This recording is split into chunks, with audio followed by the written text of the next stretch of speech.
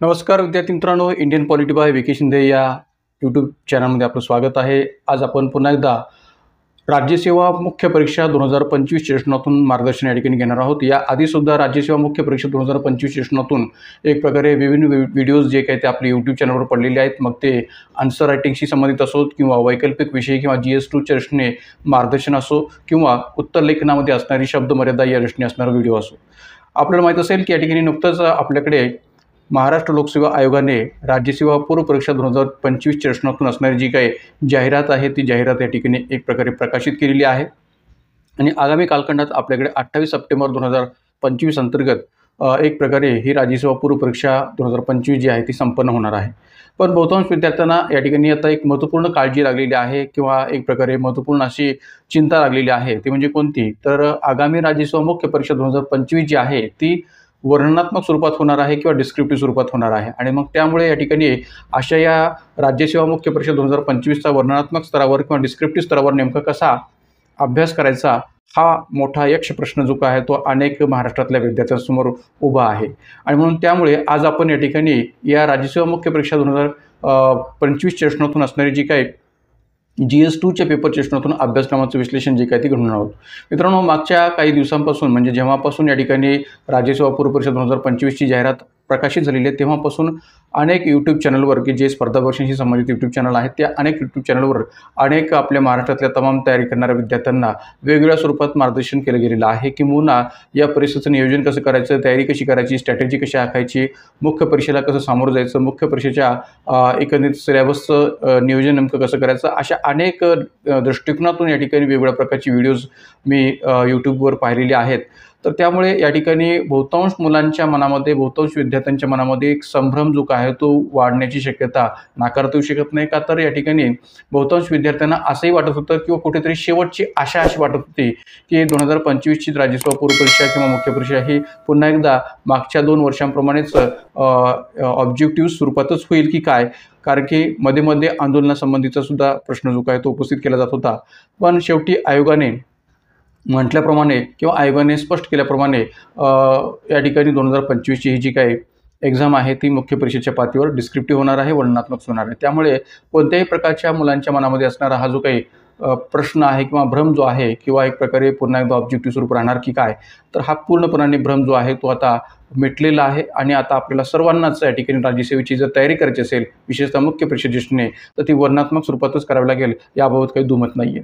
तर मित्रांनो, या ठिकाणी अधिकाधिक संभ्रम बाळगायची आवश्यकता काही नाही आहे किंवा अधिकाधिक या ठिकाणी काळजी किंवा चिंता करण्याची गरज नाही आहे. का तर या ठिकाणी आपल्याला हा जो काही अभ्यासक्रम आहे तो अभ्यासक्रम अभ्यासत असताना वर्णनात्मक स्वरूपातून या ठिकाणी अभ्यासत असताना या ठिकाणी थोडंसं जे काही नवीन स्वरूप आहे ते समजून घेणं गरजेचं आहे.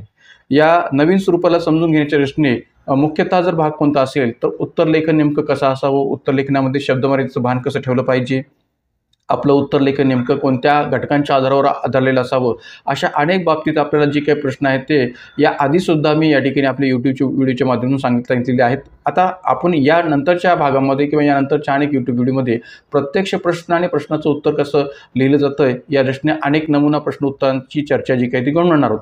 पण तरीही मुलांच्या मनामध्ये कुठेतरी धाकधूक आहे, चिंता आहे की या नवीन स्वरूपाला कशा पद्धतीने सामोरं जायचं.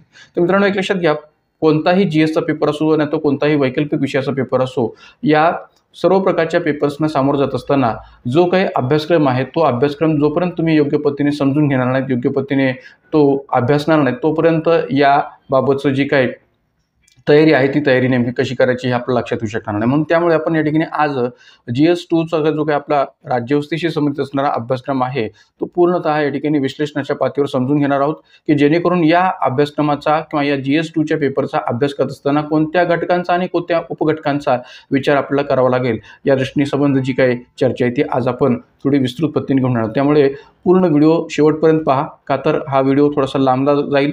तर मग आपल्याला या ठिकाणी या पण गोष्टीची तयारी ठेवावी लागेल इथून पुढे की बऱ्याचशा विद्यार्थ्यांना या ठिकाणी रील्समध्ये इंटरेस्ट असतो किंवा थोडक्यात माहिती सांगण्यामध्ये इंटरेस्ट असतो, पण इथून पुढचे जे काही अनेक व्हिडिओज आहेत मग ते कोणत्याही यूट्यूब चॅनलकडून या ठिकाणी तुम्हाला राज्यसेवा मुख्य परीक्षेतून विचार घेतलेले असले तरी त्यामध्ये एखादा मुद्दा समजावून सांगत असताना त्याची डेप्थ आपल्याला जर योग्य पद्धतीने समजून घ्यायची असेल तर व्हिडिओ थोडा लांबला जाऊ शकतो. तर त्याची आपल्याला आता सवय लागणं गरजेचं आहे. कारण की तुम्ही जर UPSCची तयारी करणाऱ्या अनेक क्लासेसचा जर विचार केला किंवा अनेक इन्स्टिट्यूटचा जर विचार केला किंवा UPSCची तयारी करणाऱ्या विद्यार्थ्यांचा विचार केला तर त्यांची यूट्यूबच्या पातळीवर किंवा लेक्चरच्या पातळीवर ऐकून घेण्याची क्षमता ही 3 तासांपेक्षा सुद्धा अधिक असते. तर त्यामुळे आपल्याला सुद्धा या मुख्य परीक्षेचा विचार करत असताना अशी तयारी ठेवणं गरजेचं आहे. त्यामुळे आपली आता वाचन क्षमता किंवा आपली आता एक प्रकारे अभ्यास करण्याची क्षमता किंवा आपली आता लेक्चर संबंधीची क्षमता ही पहिल्यापेक्षा अधिक वाढवली गेली पाहिजे. का तर शेवटी आता मुख्य परीक्षेचे स्वरूप हे वर्णनात्मक आहे.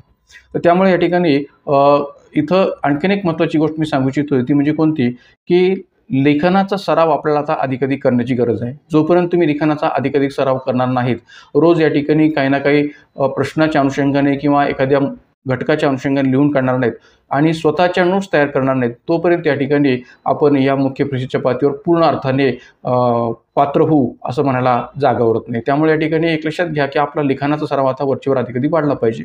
आणि मला माहिती आहे की या ठिकाणी आता राज्यसेवा पूर्व परीक्षा 2025 किंवा मुख्य परीक्षा 2025च्या दृष्टीने अधिकाधिक विद्यार्थी या परीक्षेला बसण्याची शक्यता कमी आहे. का तर नवीन स्वरूप आहे. पण नवीन स्वरूप जरी असलं तरी जे विद्यार्थी पहिल्यापासूनच राज्यसेवा तयारी करतायत किंवा राज्यसेवेच्या मुख्य परीक्षेच्या दृष्टीतून वर्णनात्मक पातळीवर तयारी करतात त्यांना UPSCच्याही पातळीवर या ठिकाणी तयारी करणं शक्य होईल आणि MPSCच्या पातळीवर तयारी करणं शक्य होईल. त्यांना अधिक अडचण येईल असं मला वाटत नाही. पण ज्यांची इच्छा आहे की राज्यसेवेची तयारी करावी पण केवळ वर्णनात्मक स्वरूपामुळे या ठिकाणी ते करू शकत नाहीत, तर त्यांनी मला असं वाटतं की या ठिकाणी परीक्षेचा फॉर्म भरावा आणि एकदा एकंदरीत या ठिकाणी या मुख्य परीक्षेच्या पातळीवर कशी तयारी करायची असते तर या तयारीचा अनुभव घेणं अपेक्षित आहे की जेणेकरून या अनुभवाचा फायदा पुढच्या वेळेस या ठिकाणी राज्यसेवेची जी काही परीक्षा आपली होईल तर त्यावेळेस त्याचा निश्चितपणे फायदा होऊ शकेल. तर त्यामुळे कसल्याही प्रकारे आपल्या मनामध्ये धाकधूक किंवा चिंता न ठेवता आपण जर या ठिकाणी या राज्यसेवा मुख्य परीक्षेची जर तयारी केली तर निश्चितपणाने नियोजनात्मक पातळीवर आपण याचा अभ्यास जो काय तो करू शकतो. तर आज या ठिकाणी मी अधिक वेळ न घालवता राज्यसेवा या मुख्य परीक्षेच्या दृष्टीतून जो GS2चा पेपर आहे तर त्या GS2च्या या ठिकाणी पेपरचं अभ्यासक्रमाच्या पातळीचं विश्लेषण जे काय ते पाहूया. तर मी पुन्हा एकदा सांगतो की थोडंसं व्हिडिओ जो काय तो लांबला जाईल किंवा थोडासा मोठा होऊ शकेल, पण त्यामुळे आपण व्हिडिओ जो काय तो मध्येच न या ठिकाणी हे करता जर पूर्ण व्हिडिओ बघितला तर आपल्याला या संपूर्ण अभ्यासक्रमाचं विश्लेषण नेमकं कशा पद्धतीने केलं जाऊ शकेल याचा विचार करता येईल. आणि विशेष म्हणजे शेवटी मी या संबंध अभ्यासक्रमाच्या दृष्टीतून मराठी संदर्भ ग्रंथसूची असेल किंवा जी काही इंग्रजीच्या पातळीवर असणारी संदर्भ ग्रंथसूची आहे तर त्या सगळ्या संदर्भ साहित्याचाही संदर्भ या ठिकाणी देणार आहे.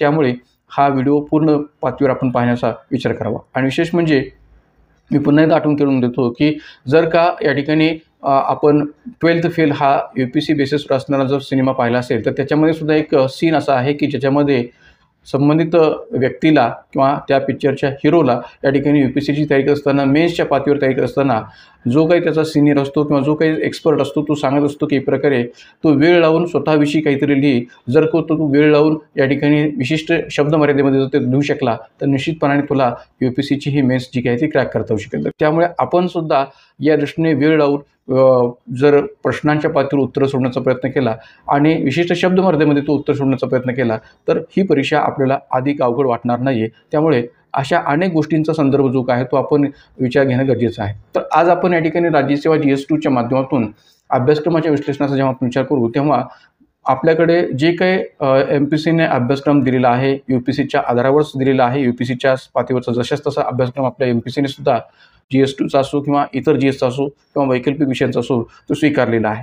पण जेव्हा आपण GS2चा विचार करतो तेव्हा GS2च्या या सिलेबसमध्ये साधारणपणे तब्बल 21 घटकांमध्ये विभागलेला हा अभ्यासक्रम आहे.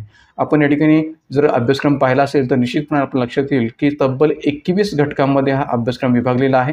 पण भलेही हा अभ्यासक्रम 21 घटकांमध्ये विभागलेला असला तरी त्याच्यामध्ये अनेक असे असंख्य उपघटकांचाही विचार करता येऊ शकतो की ज्याची चर्चा आपल्याला आजच्या व्हिडिओमध्ये करायची. मित्रांनो एक लक्षात घ्या की या ठिकाणी या अगोदरचा जर आपला ऑब्जेक्टिव्हचा जर आपण पॅटर्न जर पाहिला राज्यसेवा मुख्य परीक्षेचा तर त्यामध्ये सुद्धा GS2चा जो पेपर होता त्याच्यामध्ये साधारणपणे 20 घटकांमध्ये तो अभ्यासक्रम विभागलेला होता. पण जरी या ठिकाणी तो 20 घटकांमध्ये अभ्यासक्रम विभागला असला तर त्याच्यामध्ये अनेक सब टॉपिकसुद्धा होते, उपघटकसुद्धा होते. तसंच आपल्याला इथंही या ठिकाणी उपघटकांचा संदर्भ विस्ताराने जरी दिलेला नसला आयोगाने तरी या ठिकाणी आपल्याला त्या उपघटकांचा विचार या अभ्यासक्रमाच्या पातळीवर करायचा आहे. तर त्यामुळे हे उपघटक कोणते आहेत, सब टॉपिक्स कोणते आहेत या 21 घटकांच्या अंतर्गत मोडणारे त्यांचा विचार कशा पद्धतीने करावा लागेल आणि तो त्याची व्याप्ती नेमकी कशी असेल, कारण की व्याप्ती खूप मोठी असणार आहे. कारण की एक प्रकारे हा जो काही संबंध सिलेबस आहे तो एक प्रकारे डिस्क्रिप्टिव्ह असल्यामुळे याची व्याप्ती खूप मोठी असणार आहे. तर त्यामुळे या ठिकाणी या संबंध अभ्यासक्रमाचा विचार जो काय तो आपल्याला या दृष्टीने करणं गरजेचं आहे. त्यामुळे या ठिकाणी हा संबंध GS2चा अभ्यासक्रम कशा पद्धतीने विभिन्न घटक आणि उपघटकांमध्ये विभागलेला आहे आणि त्याच्यामध्ये नेमकं आपल्याला काय अभ्यासावं लागेल उपघटकांच्या स्तरावर, तर त्या सर्वांची जी काही आपण या ठिकाणी माहिती आहे ती आजच्या GS2च्या या व्हिडिओच्या अंतर्गत घेऊया.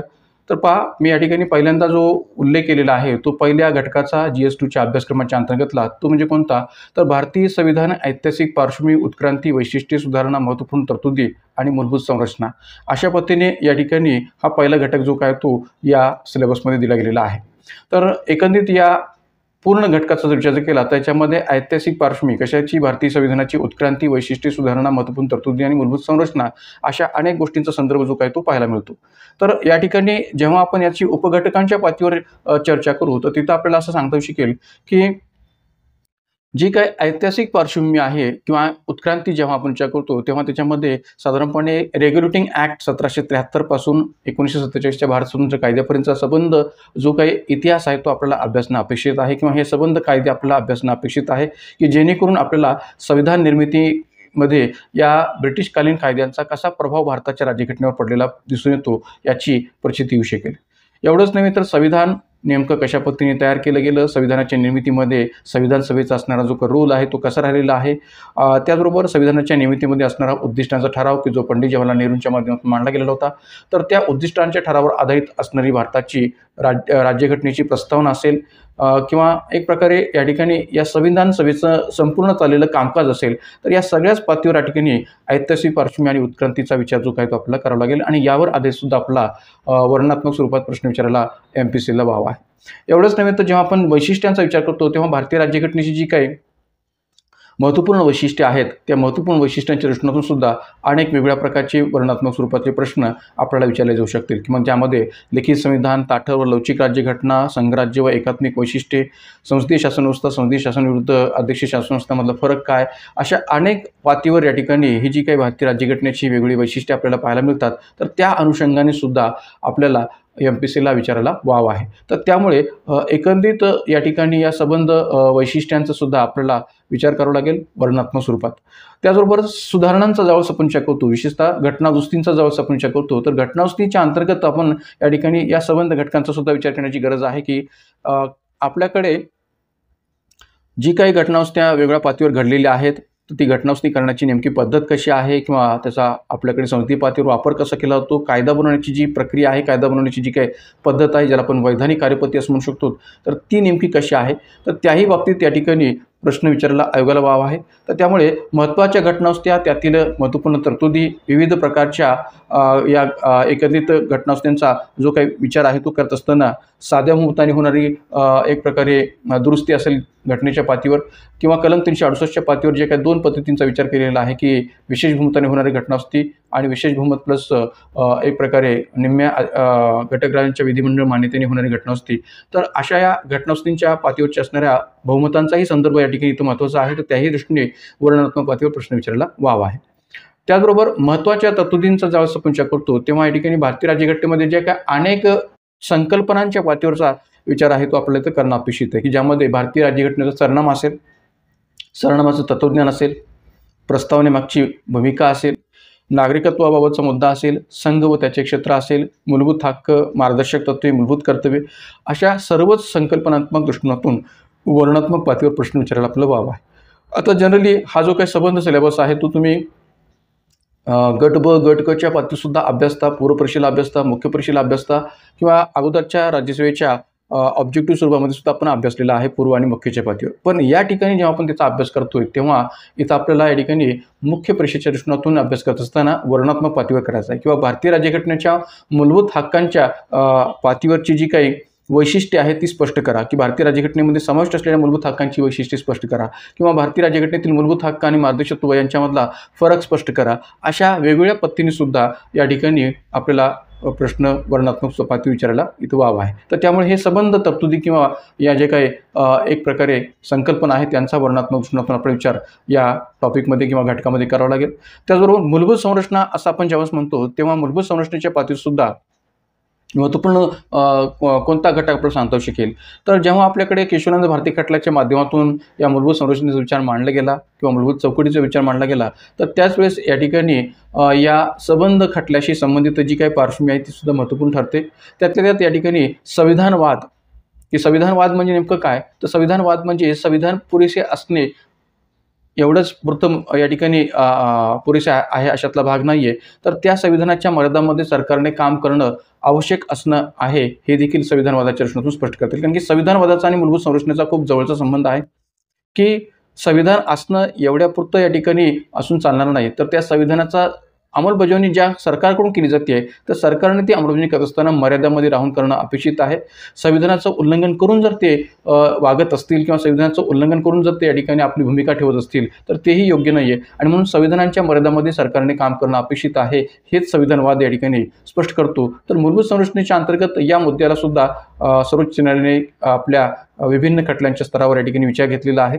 त्याचबरोबर संविधानिक नैतिकता किंवा एक प्रकारे या ठिकाणी संविधानिक नैतिकता म्हणजे आपल्याकडे जे काही भारतामध्ये असणारे वेगवेगळ्या प्रकारचे समाज असतील, व्यक्ती असतील, संस्था असतील किंवा सरकार असेल यांनी देशाच्या घटनेत जी काही नमूद केलेली तत्त्व किंवा मूल्य आहेत त्यांचं पालन करणं अपेक्षित आहे. कारण की एक लक्षात घ्या, संविधान हे फक्त या ठिकाणी सरकारपुरतं मर्यादित नसून संविधान हे तेवढंच या ठिकाणी व्यक्तींच्या दृष्टीनेसुद्धा महत्त्वपूर्ण आहे, भारतीय जनतेच्या दृष्टीनेसुद्धा महत्त्वपूर्ण आहे आणि त्याचबरोबर भारतामध्ये विभिन्न पातळीवर ज्या काम करणाऱ्या संस्था संघटना आहेत त्यांच्या दृष्टीनेसुद्धा महत्त्वपूर्ण आहे. तर या संबंध व्यक्ती, संस्था किंवा सरकार यांनी संविधानाच्या मूल्य आणि तत्त्वांचं पालन करून आपला संविधानात्मक पातळीवरचा जो काही अधिकार आहे तो वापरला पाहिजे. अशा अर्थाने ही संविधानिक नैतिकता जी काय आहे ती इथं नमूद केलेली आहे. तर या संविधानिक नैतिकतेच्या पातळीसुद्धा प्रश्न विचारायला वाव आहे की भारत सरकारच्या माध्यमातून संविधानिक नैतिकतेअंतर्गत कामकाज चालवलं जातं का आणि ते चालवलं जातं तर नेमकं ते कशा पद्धतीने चालवलं जातं अशा पद्धतीनेसुद्धा वर्णनात्मक पातळीवर प्रश्न विचारायला आपला वाव आहे. किंवा संविधानवादाचा नेमका अर्थ काय आणि एक प्रकारे संविधानाच्या मर्यादेमध्ये सरकारने राहून काम करणं याची नेमकी संकल्पना कशी असते याचा संविधानात्मक पातळीवर तरतुदींच्या दृष्टिकोनातून विचार करा असाही प्रश्न विचारायला इथं आयोगाला वाव आहे. तर त्यामुळे अशा वेगवेगळ्या संकल्पनात्मक दृष्टिकोनातून या ठिकाणी या मूलभूत संरचनेच्या पातळीवर आयोग प्रश्न जे काय ते विचारू शकतं. त्यामुळे मूलभूत संरचना किंवा तिचा सिद्धांत असेल, त्याचा उगम असेल, त्याचं महत्त्व असेल, त्याचे घटक असतील, अशा पातळीवर या मूलभूत संरचनेतून दिलेले वेगवेगळ्या प्रकारचे महत्त्वपूर्ण निर्णय असतील, या सर्वच दृष्टिकोनातून आपल्याला MPSCमध्ये या ठिकाणी राज्य सेवा मुख्य परीक्षेच्या पातळीवर GS2च्या अंतर्गत वर्णनात्मक पातळीवर प्रश्न विचारायला आयोगाला वाव आहे. त्यानंतर आपण जर पुढचा जर नंबर 2चा घटक जर पाहिला तर त्या नंबर 2च्या घटकाचं टायटल आहे संघ व राज्य यांची कार्य व जबाबदाऱ्या, संघ राज्य संरचनेशी संबंधित प्रश्न व आव्हाने, स्थानिक पातळीवर अधिकार आणि वित्त व्यवस्था यांचे प्रदान आणि त्यातील आव्हाने. मग आता पहा की या ठिकाणी थोडक्यात आपण जर विचार केला तर हे संबंध मोठं जरी या ठिकाणी मोठ्या प्रमाणात टायटल जरी दिलं असलं तरी याचा अधिकाधिक संबंध जो आहे तो कोणत्या घटकाशी आपल्याला जोडता येऊ शकतो. तर साधारणपणे या ठिकाणी या घटकाचा संबंध केंद्र राज्य संबंधाशी आपल्याला अधिकाधिक जोडायला काही हरकत नाही. का तर आपण जर यातले उपघटक जर आपण विचार घ्यायचे झाले तर आपलं असं म्हणता येईल की संघ आणि राज्य यांच्या कार्य व जबाबदाऱ्या. कारण की आपल्याकडे भारतीय राज्यघटनेमध्ये जी काही 7वी अनुसूची किंवा 7वी परिशिष्ट जे काही नमूद केलेलं आहे त्यातून केंद्र सरकार, घटक राज्य सरकार यांच्या कार्य आणि जबाबदाऱ्यांचं विभाजन करून दिलेलं आहे. कोणत्या जबाबदाऱ्या घटक राज्यांनी पार पाडायच्या, कोणत्या जबाबदाऱ्या केंद्र सरकारने पार पाडायच्या आणि कोणत्या जबाबदाऱ्या की ज्यांचा संबंध दोन्ही सरकारांशी आहे, या सर्व पातळीवर या ठिकाणी 7वी परिशिष्ट किंवा 7व्या अनुसूचीमध्ये याची विभागणी आपल्याला पाहायला मिळते. एवढेच नव्हे तर केंद्राच्या संबंधामध्ये महत्त्वपूर्ण असणारे केंद्र राज्य कायदेशीर संबंध असतील, प्रशासकीय संबंध असतील किंवा वित्तीय संबंध असतील, त्याचबरोबर पातळीवर या ठिकाणी या केंद्र राज्य संबंधांच्या पातळीवर संघ आणि घटक राज्यांचे विभिन्न प्रकारचे अधिकार असतील, मग ते कायदेशीर अधिकार असतील, वित्तीय अधिकार असतील, यांच्याही दृष्टीने आपली तयारी ठेवणं हे अपेक्षित आहे. तर त्यामुळे संघराज्य संरचनेशी संबंधित प्रश्न आणि आव्हाने असा आपण ज्यावेळेस विचार करतो तेव्हा भारत हे संघराज्य आहे तर ते खऱ्या अर्थाने संघराज्य आहे का? भारतीय राज्यघटनेच्या कलम 1 मध्ये नमूद केल्याप्रमाणे ते राज्याचा संघ आहे. कारण की भारतीय राज्यघटनेच्या पातळीवर संघ राज्याचं जे स्वरूप आपण स्वीकारलेलं आहे ते कुठेतरी केंद्र सरकारकडे झुकणार आहे. तर तुम्हाला इथं असाही प्रश्न विचारायला आयोगाला वाव आहे की भारतीय राज्यघटनेमध्ये संघ राज्याच्या पातळीवर जर विचार केला तर भारतीय संघराज्य हे केंद्राकडे झुकलेलं आहे, याची वेगवेगळी कोणती कारणं आहेत ती स्पष्ट करा. किंवा याच्या वेगळ्या कोणत्या भारतीय राज्यघटनेच्या तरतुदी आहेत त्या स्पष्ट करा. तर याही दृष्टीने भारत हे खरंच संघराज्य आहे का, हा संदर्भ विचार घेऊन प्रश्न विचारायला आयोगाला वाव आहे. तसंच या ठिकाणी कोऑपरेटिव्ह फेडरलिझम किंवा एक प्रकारे कोअर्सिव्ह फेडरलिझम किंवा कॉम्पिटेटिव्ह फेडरलिझम या तिन्ही संकल्पना आपल्याला माहिती असणं गरजेचं आहे. आता आपल्याला जनरली सहकारी संघराज्यवाद हा माहिती असतो किंवा केंद्र सरकार आणि घटक राज्य यांच्यामध्ये सहकारीपूर्ण वातावरण असेल तर त्याला आपण सहकारी संघराज्यवादाच्या पातळीवर विचार घेऊ शकतो. पण कोअर्सिव्ह फेडरलिझम म्हणजे ज्याला आपण जबरदस्तीची किंवा दडपशाहीयुक्त संघराज्य असं म्हणू शकतो. जर केंद्र सरकारच या ठिकाणी घटक राज्यांवर जबरदस्तीने वेगवेगळ्या प्रकारचे निर्णय लादत असेल किंवा वेगळ्या प्रकारची निर्णयांची जबरदस्ती करत असेल तर कुठेतरी कोअर्सिव्ह फेडरलिझमचा संदर्भ आपल्याला पाहायला मिळू शकतो. जसं की या ठिकाणी कोरोना कालखंडामध्ये तत्कालीन किंवा आजच्या नरेंद्र मोदी सरकारने या ठिकाणी अचानक लॉकडाऊन लागू करून अनेक घटक राज्यांना लॉकडाऊन संबंधीचे निर्देश दिलेले होते आणि त्याही वेळेस या ठिकाणी हा प्रश्न उपस्थित झाला होता की भारतामध्ये कुठेतरी केंद्र सरकार अनेक वेगवेगळ्या निर्णयांच्या माध्यमातून जबरदस्तीचं संघराज्य लादू पाहण्याचा प्रयत्न करत आहे की काय, असे अनेक प्रश्न त्यावेळेस उपस्थित झालेले होते. त्यामुळे कोअर्सिव्ह फेडरलिझम हाही महत्त्वाचा एक भाग याच्यामध्ये सांगता येऊ शकतो.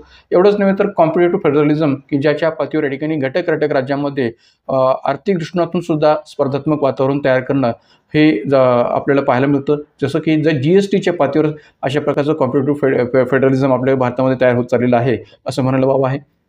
नीती आयोगाच्या स्थापनेनंतर सुद्धा या कॉम्पिटेटिव्ह फेडरलिझमला प्रोत्साहन मिळत चाललेलं आहे असं म्हणायला वाव आहे. तर त्यामुळे या तिन्ही संकल्पनांचाही पातळीवर तुम्हाला वर्णनात्मक पातळीवर प्रश्न विचारायला आयोगाला वाव आहे.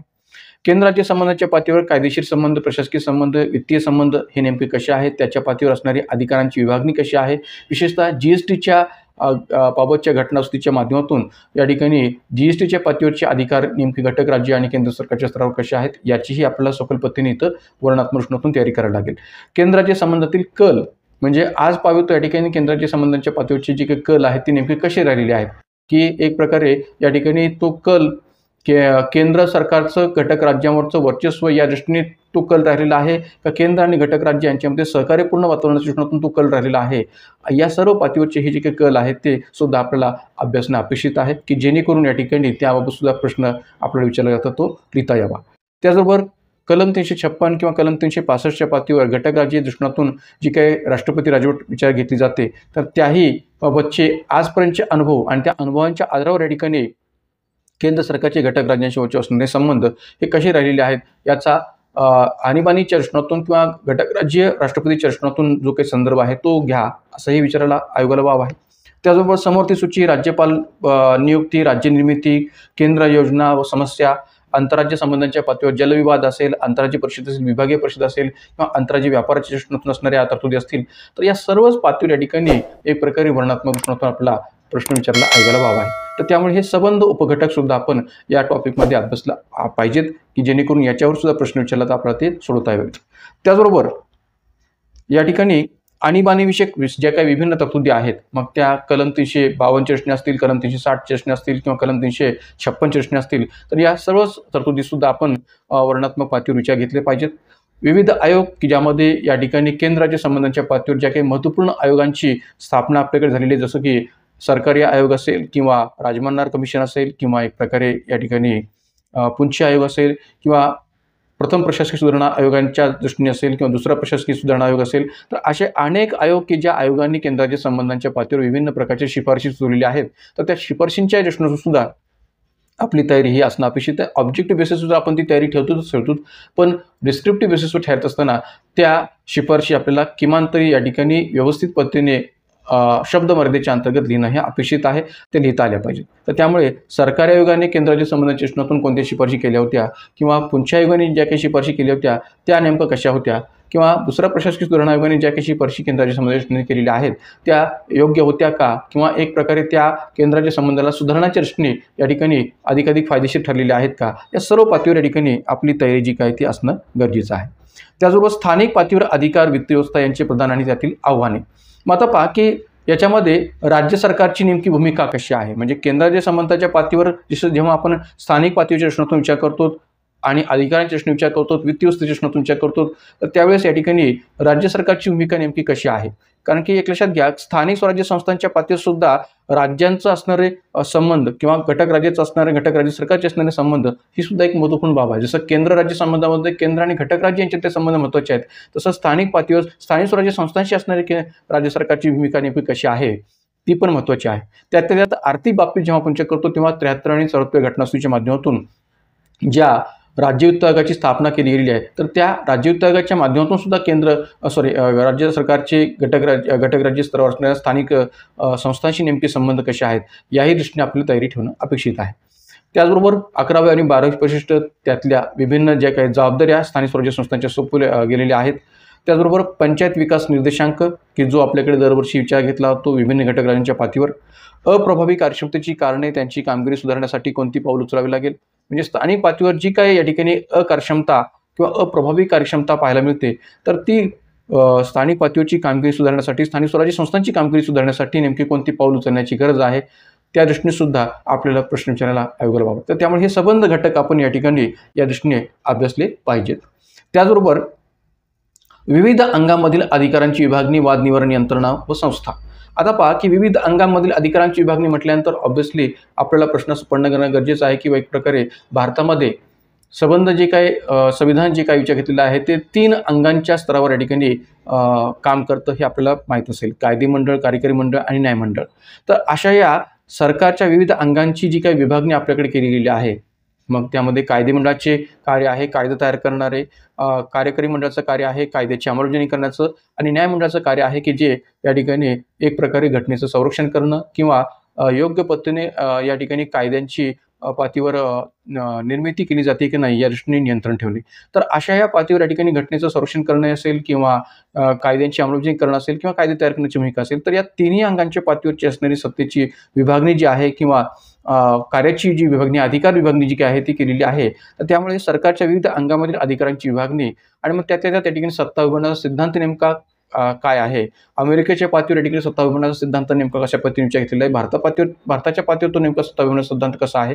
कारण की जेव्हा आपण या ठिकाणी भारतातील सत्ता विभागण्याच्या सिद्धांताचा विचार करतो किंवा भारतीय संविधानाच्या पातळीवर सत्तेच्या विभागण्याचा विचार करतो, तेव्हा संविधानातील चेक अँड बॅलन्स सिद्धांत सुद्धा महत्त्वपूर्ण ठरतो. कारण की अमेरिकेच्या दृष्टिकोनातून सत्ता विभागण्याच्या सिद्धांताचा विचार जो काय तो वेगळा आहे. तिथं ॲब्सोल्यूट जे काय डिवायडेशन ऑफ पॉवर आहे ते आपल्याला पाहायला मिळतं. पण भारताच्या पातळीवर आपण जर विचार केला तरी भारताच्या संविधानामध्ये भलेही या ठिकाणी सत्ता विभाजनाचा सिद्धांत स्वीकारलेला असला तरी त्यामध्ये चेक अँड बॅलन्सचा सिद्धांताचाही प्रभाव आपल्याला पाहायला मिळतो किंवा त्याची प्रचिती आपल्याला पाहायला मिळते. तर ही चेक अँड बॅलन्सची तरतुदी जी आहे ते आपल्या भारतीय संविधानामध्ये विभिन्न स्वरूपात पाहायला मिळतात.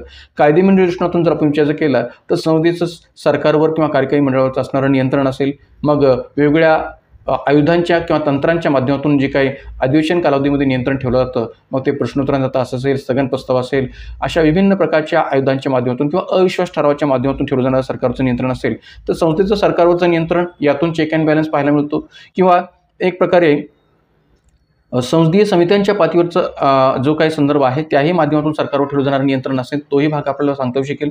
किंवा कार्यकारी मंडळाच्या पातळीवर व्हेटो पॉवर किंवा लोकसभा बरखास्तीच्या माध्यमातून असणारं कार्यकारी मंडळाचं संसदेवरचं नियंत्रण सुद्धा आपल्याला पाहायला मिळतं. तिथंही चेक अँड बॅलन्सचा संदर्भ पाहायला मिळतो. आणि न्यायालयाचं या ठिकाणी असणारं कार्यकारी मंडळ किंवा संसदेवरचं नियंत्रण हे न्यायिक पुनर्विलोकन किंवा स्वतंत्र न्यायस्थेच्या दृष्टीकोनातून सुद्धा आपल्याला पाहायला मिळतं. किंवा या ठिकाणी अलीकडच्या कालखंडात ज्युडिशियल रिव्ह्यूच्या पातळीसुद्धा संदर्भ, ज्युडिशियल ॲक्टिव्हिझमच्या पातळीचा जो संदर्भ जो काय तो त्या चेक अँड बॅलन्सच्या दृष्टीकोनातून सांगता येतो. तर त्यामुळे ही जी काही तिन्ही अंगांचं एकमेकावरचं नियंत्रण किंवा चेक अँड बॅलन्सचा जो सिद्धांत भारतीय संविधानामध्ये स्वीकारला गेलेला आहे तोही या ठिकाणी प्रश्नरूपाने इथं विचारायला आयोगाला व्हावा आहे.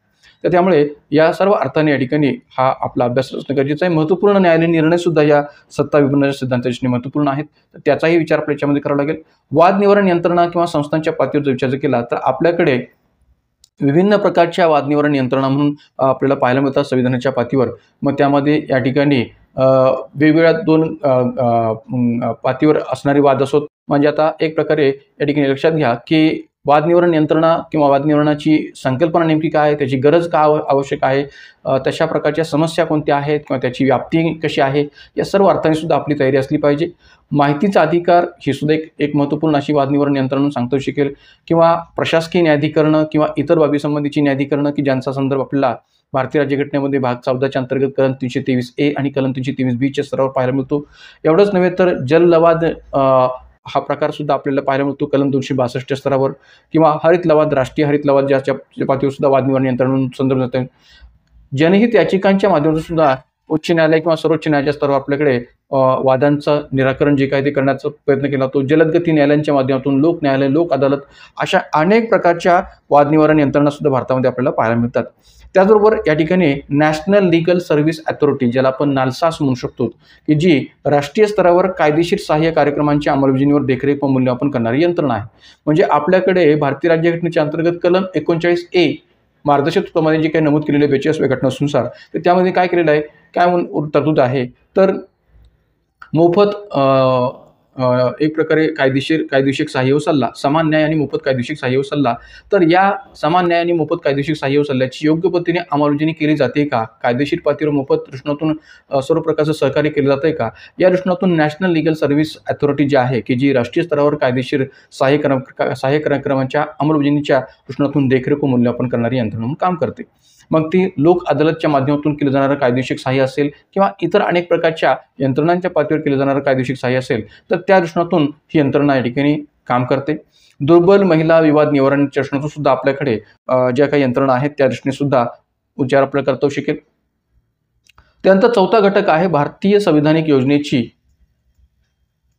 इतर देशांशी तुलना. आता पहा की थोडक्यात आपल्याला अर्थ असा घेता येऊ शकेल की आपल्या भारतीय राज्यघटनेची इतर देशांच्या संविधानाशी तुलना.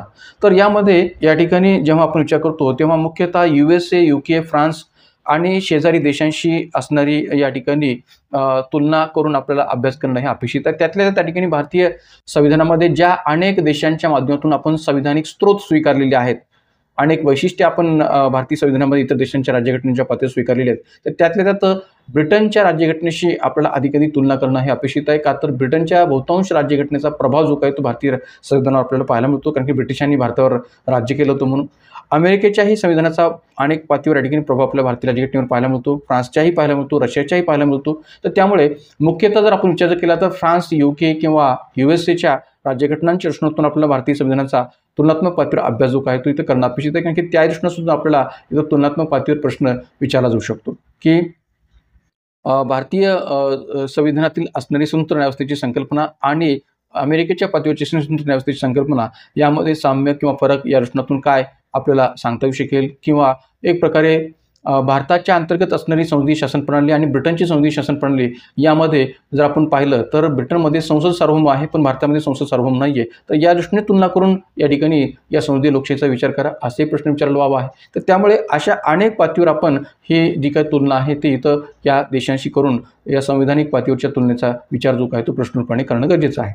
त्यातल्या त्या ठिकाणी शेजारील देश जे आहेत आपले, तर ते शेजारील देशांच्या पातळीवर भारताची जेव्हा आपण संविधानिक पातळीवर तुलना करू तर ती चालू घडामोडीच्या दृष्टीतून करणं अधिकाधिक योग्य राहील, किंवा संविधानाचे स्रोत असलेल्या देशांच्या दृष्टीतून जी काही तुलना आपल्याला करायची ती सुद्धा चालू घडामोडीच्या दृष्टीतून जर केली तर अधिकाधिक योग्य राहील. कारण की मुख्यतः आपल्याला सर्वच या ठिकाणी देशांशी तुलना करून संविधानाचा अभ्यास करणं गरजेचं नाही आहे, तर काही ठराविक जे देश आहेत की ज्यांचा भारतीय संविधानावर अधिकाधिक प्रभाव पाडलेला पाहायला मिळतो त्याच संविधानांशी किंवा त्याच देशांच्या संविधानाशी तुलना करून आपल्याला याची तयारी करणं हे अपेक्षित आहे, कारण की त्या दृष्टीनेच प्रश्न आयोगाकडून विचारले जातात. त्यानंतर संसद, राज्य विधिमंडळ संरचना, कार्यप्रणाली, कामकाज चालवणे, अधिकार व विशेषाधिकार आणि यापासून उद्भवणारे प्रश्न. मग आता पहा हा पाचवा जो घटक आहे या GS2 मधला, तर त्यामध्ये मुख्यतः भारतीय संसदेची असणारी 2 सभागृह, राज्यसभा, लोकसभा आणि एक प्रकारे या ठिकाणी भारताची जी संसद की जी या ठिकाणी कलम 79च्या पातळीवर जर आपण तरतुदीचा विचार केला तर राष्ट्रपती, राज्यसभा, लोकसभा यांनी मिळून भारतीय संसद बनलेली असेल अशी तरतूद आपल्याला पाहायला मिळाली आहे. तर त्यामध्ये या ठिकाणी संसदेची रचना महत्त्वाची आहे. संसदेच्या पातळीवर जी रचनात्मक स्वरूप, संघटनात्मक स्वरूप आहे, किंवा त्यामध्ये राज्यसभेचं संघटनात्मक स्वरूप असेल, लोकसभेचं संघटनात्मक स्वरूप असेल, संसदेची त्यातल्या राज्यसभा आणि लोकसभेची अधिकार व कार्य असतील या अधिकारांची तुलना करून अभ्यास करणं असेल, तर अशा या वेगवेगळ्या पातळीवर आपली ही जी काही तयारी आहे ती या संसदीय रचनेच्या दृष्टीतून असली पाहिजे. त्याचबरोबर या ठिकाणी घटक राज्य पातळीवर जी काही राज्य विधिमंडळाची सभागृह आहेत, मग त्यामध्ये एक प्रकारे विधानसभा असो, विधान परिषद असो, किंवा एक प्रकारे आपल्या भारतीय राज्यघटनेमध्ये जी काही कलम 168च्या पातळीवर जी काही तरतूद केलेली आहे, किंवा राज्यपाल, विधानसभा, विधान परिषद यामुळे या सर्व अंगांनी मिळून या ठिकाणी विधानमंडळ बनलेलं असेल, तर त्या पद्धतीने सुद्धा या संबंध रचनांची तयारी करणं अपेक्षित आहे, अधिकार व कार्याची तयारी करणं अपेक्षित आहे. आणि त्या दोन्ही सभागृहांचा, मग ती घटकराज्य स्तरावरची असोत किंवा संसदेच्या स्तरावरची दोन सभागृह असोत, त्यांची तुलना करून अधिकार व कार्यांची चर्चा करणं असेल, ती पण आपली तयारी इथं असली पाहिजे. एवढंच नव्हे तर आपल्या भारतीय राज्यघटनेमध्ये कलम 102 आणि कलम 191 अंतर्गत, म्हणजे कलम 102 अंतर्गत खासदारांच्या रचनातून आणि कलम 191 अंतर्गत आमदारांच्या रचनातून सभासदांच्या पातळीवरची अपात्रतेची जी तरतूद विचार घेतलेली आहे, तर त्याचाही आपल्याला इथं उडगल करणं, कारण अलीकडच्या कालखंडात जर आपण विचार केला तर हा खासदार किंवा आमदारांच्या अपात्रतेचा मुद्दा आपल्याकडे पक्षांतर बंदी कायद्याच्या माध्यमातून बहुतांश पातळीवर महाराष्ट्रामध्ये गाजलेला आहे. कारण की महाराष्ट्राच्या संदर्भाने आपल्याला या संबंध सिलेबसचा विचार करायचा असल्यामुळे या दोन्ही तरतुदी या ठिकाणी महत्त्वपूर्ण ठरतात. त्यामुळे खासदारांनी आणि आमदारांची पात्रता असो अपात्र असो यांच्याही बाबतीत आपल्याला प्रश्न विचारला पक्षांतर बंदी कायद्याच्या रचनातून व्हावा आहे किंवा या कलम 102 191ची पातळीसुद्धा विचारायला व्हावा आहे. लोकप्रतिनिधित्व कायदा 1950 1951च्या रचनेतसुद्धा या खासदारांची अपात्रतेच्या रचनातून प्रश्न विचारायला आपल्याला व्हावा आहे.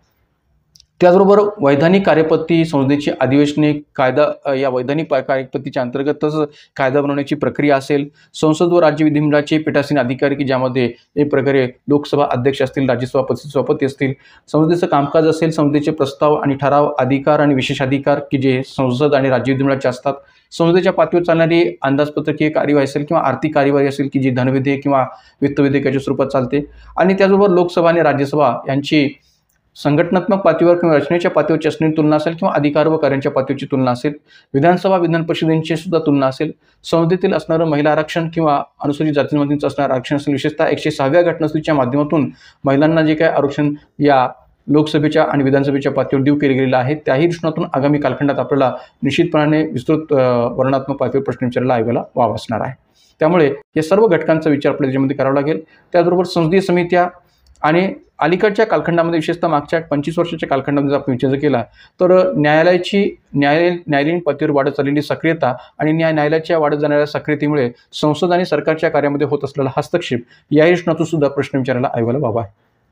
त्यामुळे न्यायालयीन सक्रियता आणि संसद, त्याचबरोबर डेलिगेटेड लेजिस्लेशन याच्याबद्दल या ठिकाणी याच्या आधीसुद्धा मी विभिन्न प्रश्नांच्या पातळीवर संदर्भ देऊन माहिती दिलेली आहे की एक प्रकारे डेलिगेटेड लेजिस्लेशन म्हणजे काय, तर आपल्याकडे कायदे तयार करणारी महत्त्वपूर्ण यंत्रणा म्हणून संसदेकडे पाहिलं जातं, पण संसद जेव्हा कायदे तयार करण्याची जबाबदारी किंवा कायदे तयार करण्याची प्रक्रिया ही सरकारकडे किंवा कार्यकारी मंडळाकडे सोपवते, तेव्हा त्याला म्हटलं जातं प्रत्ययुक्त कायदे किंवा डेलिगेटेड लेजिस्लेशन. म्हणजे कायदे तयार करण्याची प्रक्रिया ही सरकारकडे सोपवणे, कारण की आपल्याकडे जी काही अंमलबजावणी करणारी आहे, कायद्याची अंमलबजावणी करणारी यंत्रणा जर कोणती असेल तर ती कार्यकारी मंडळ आहे.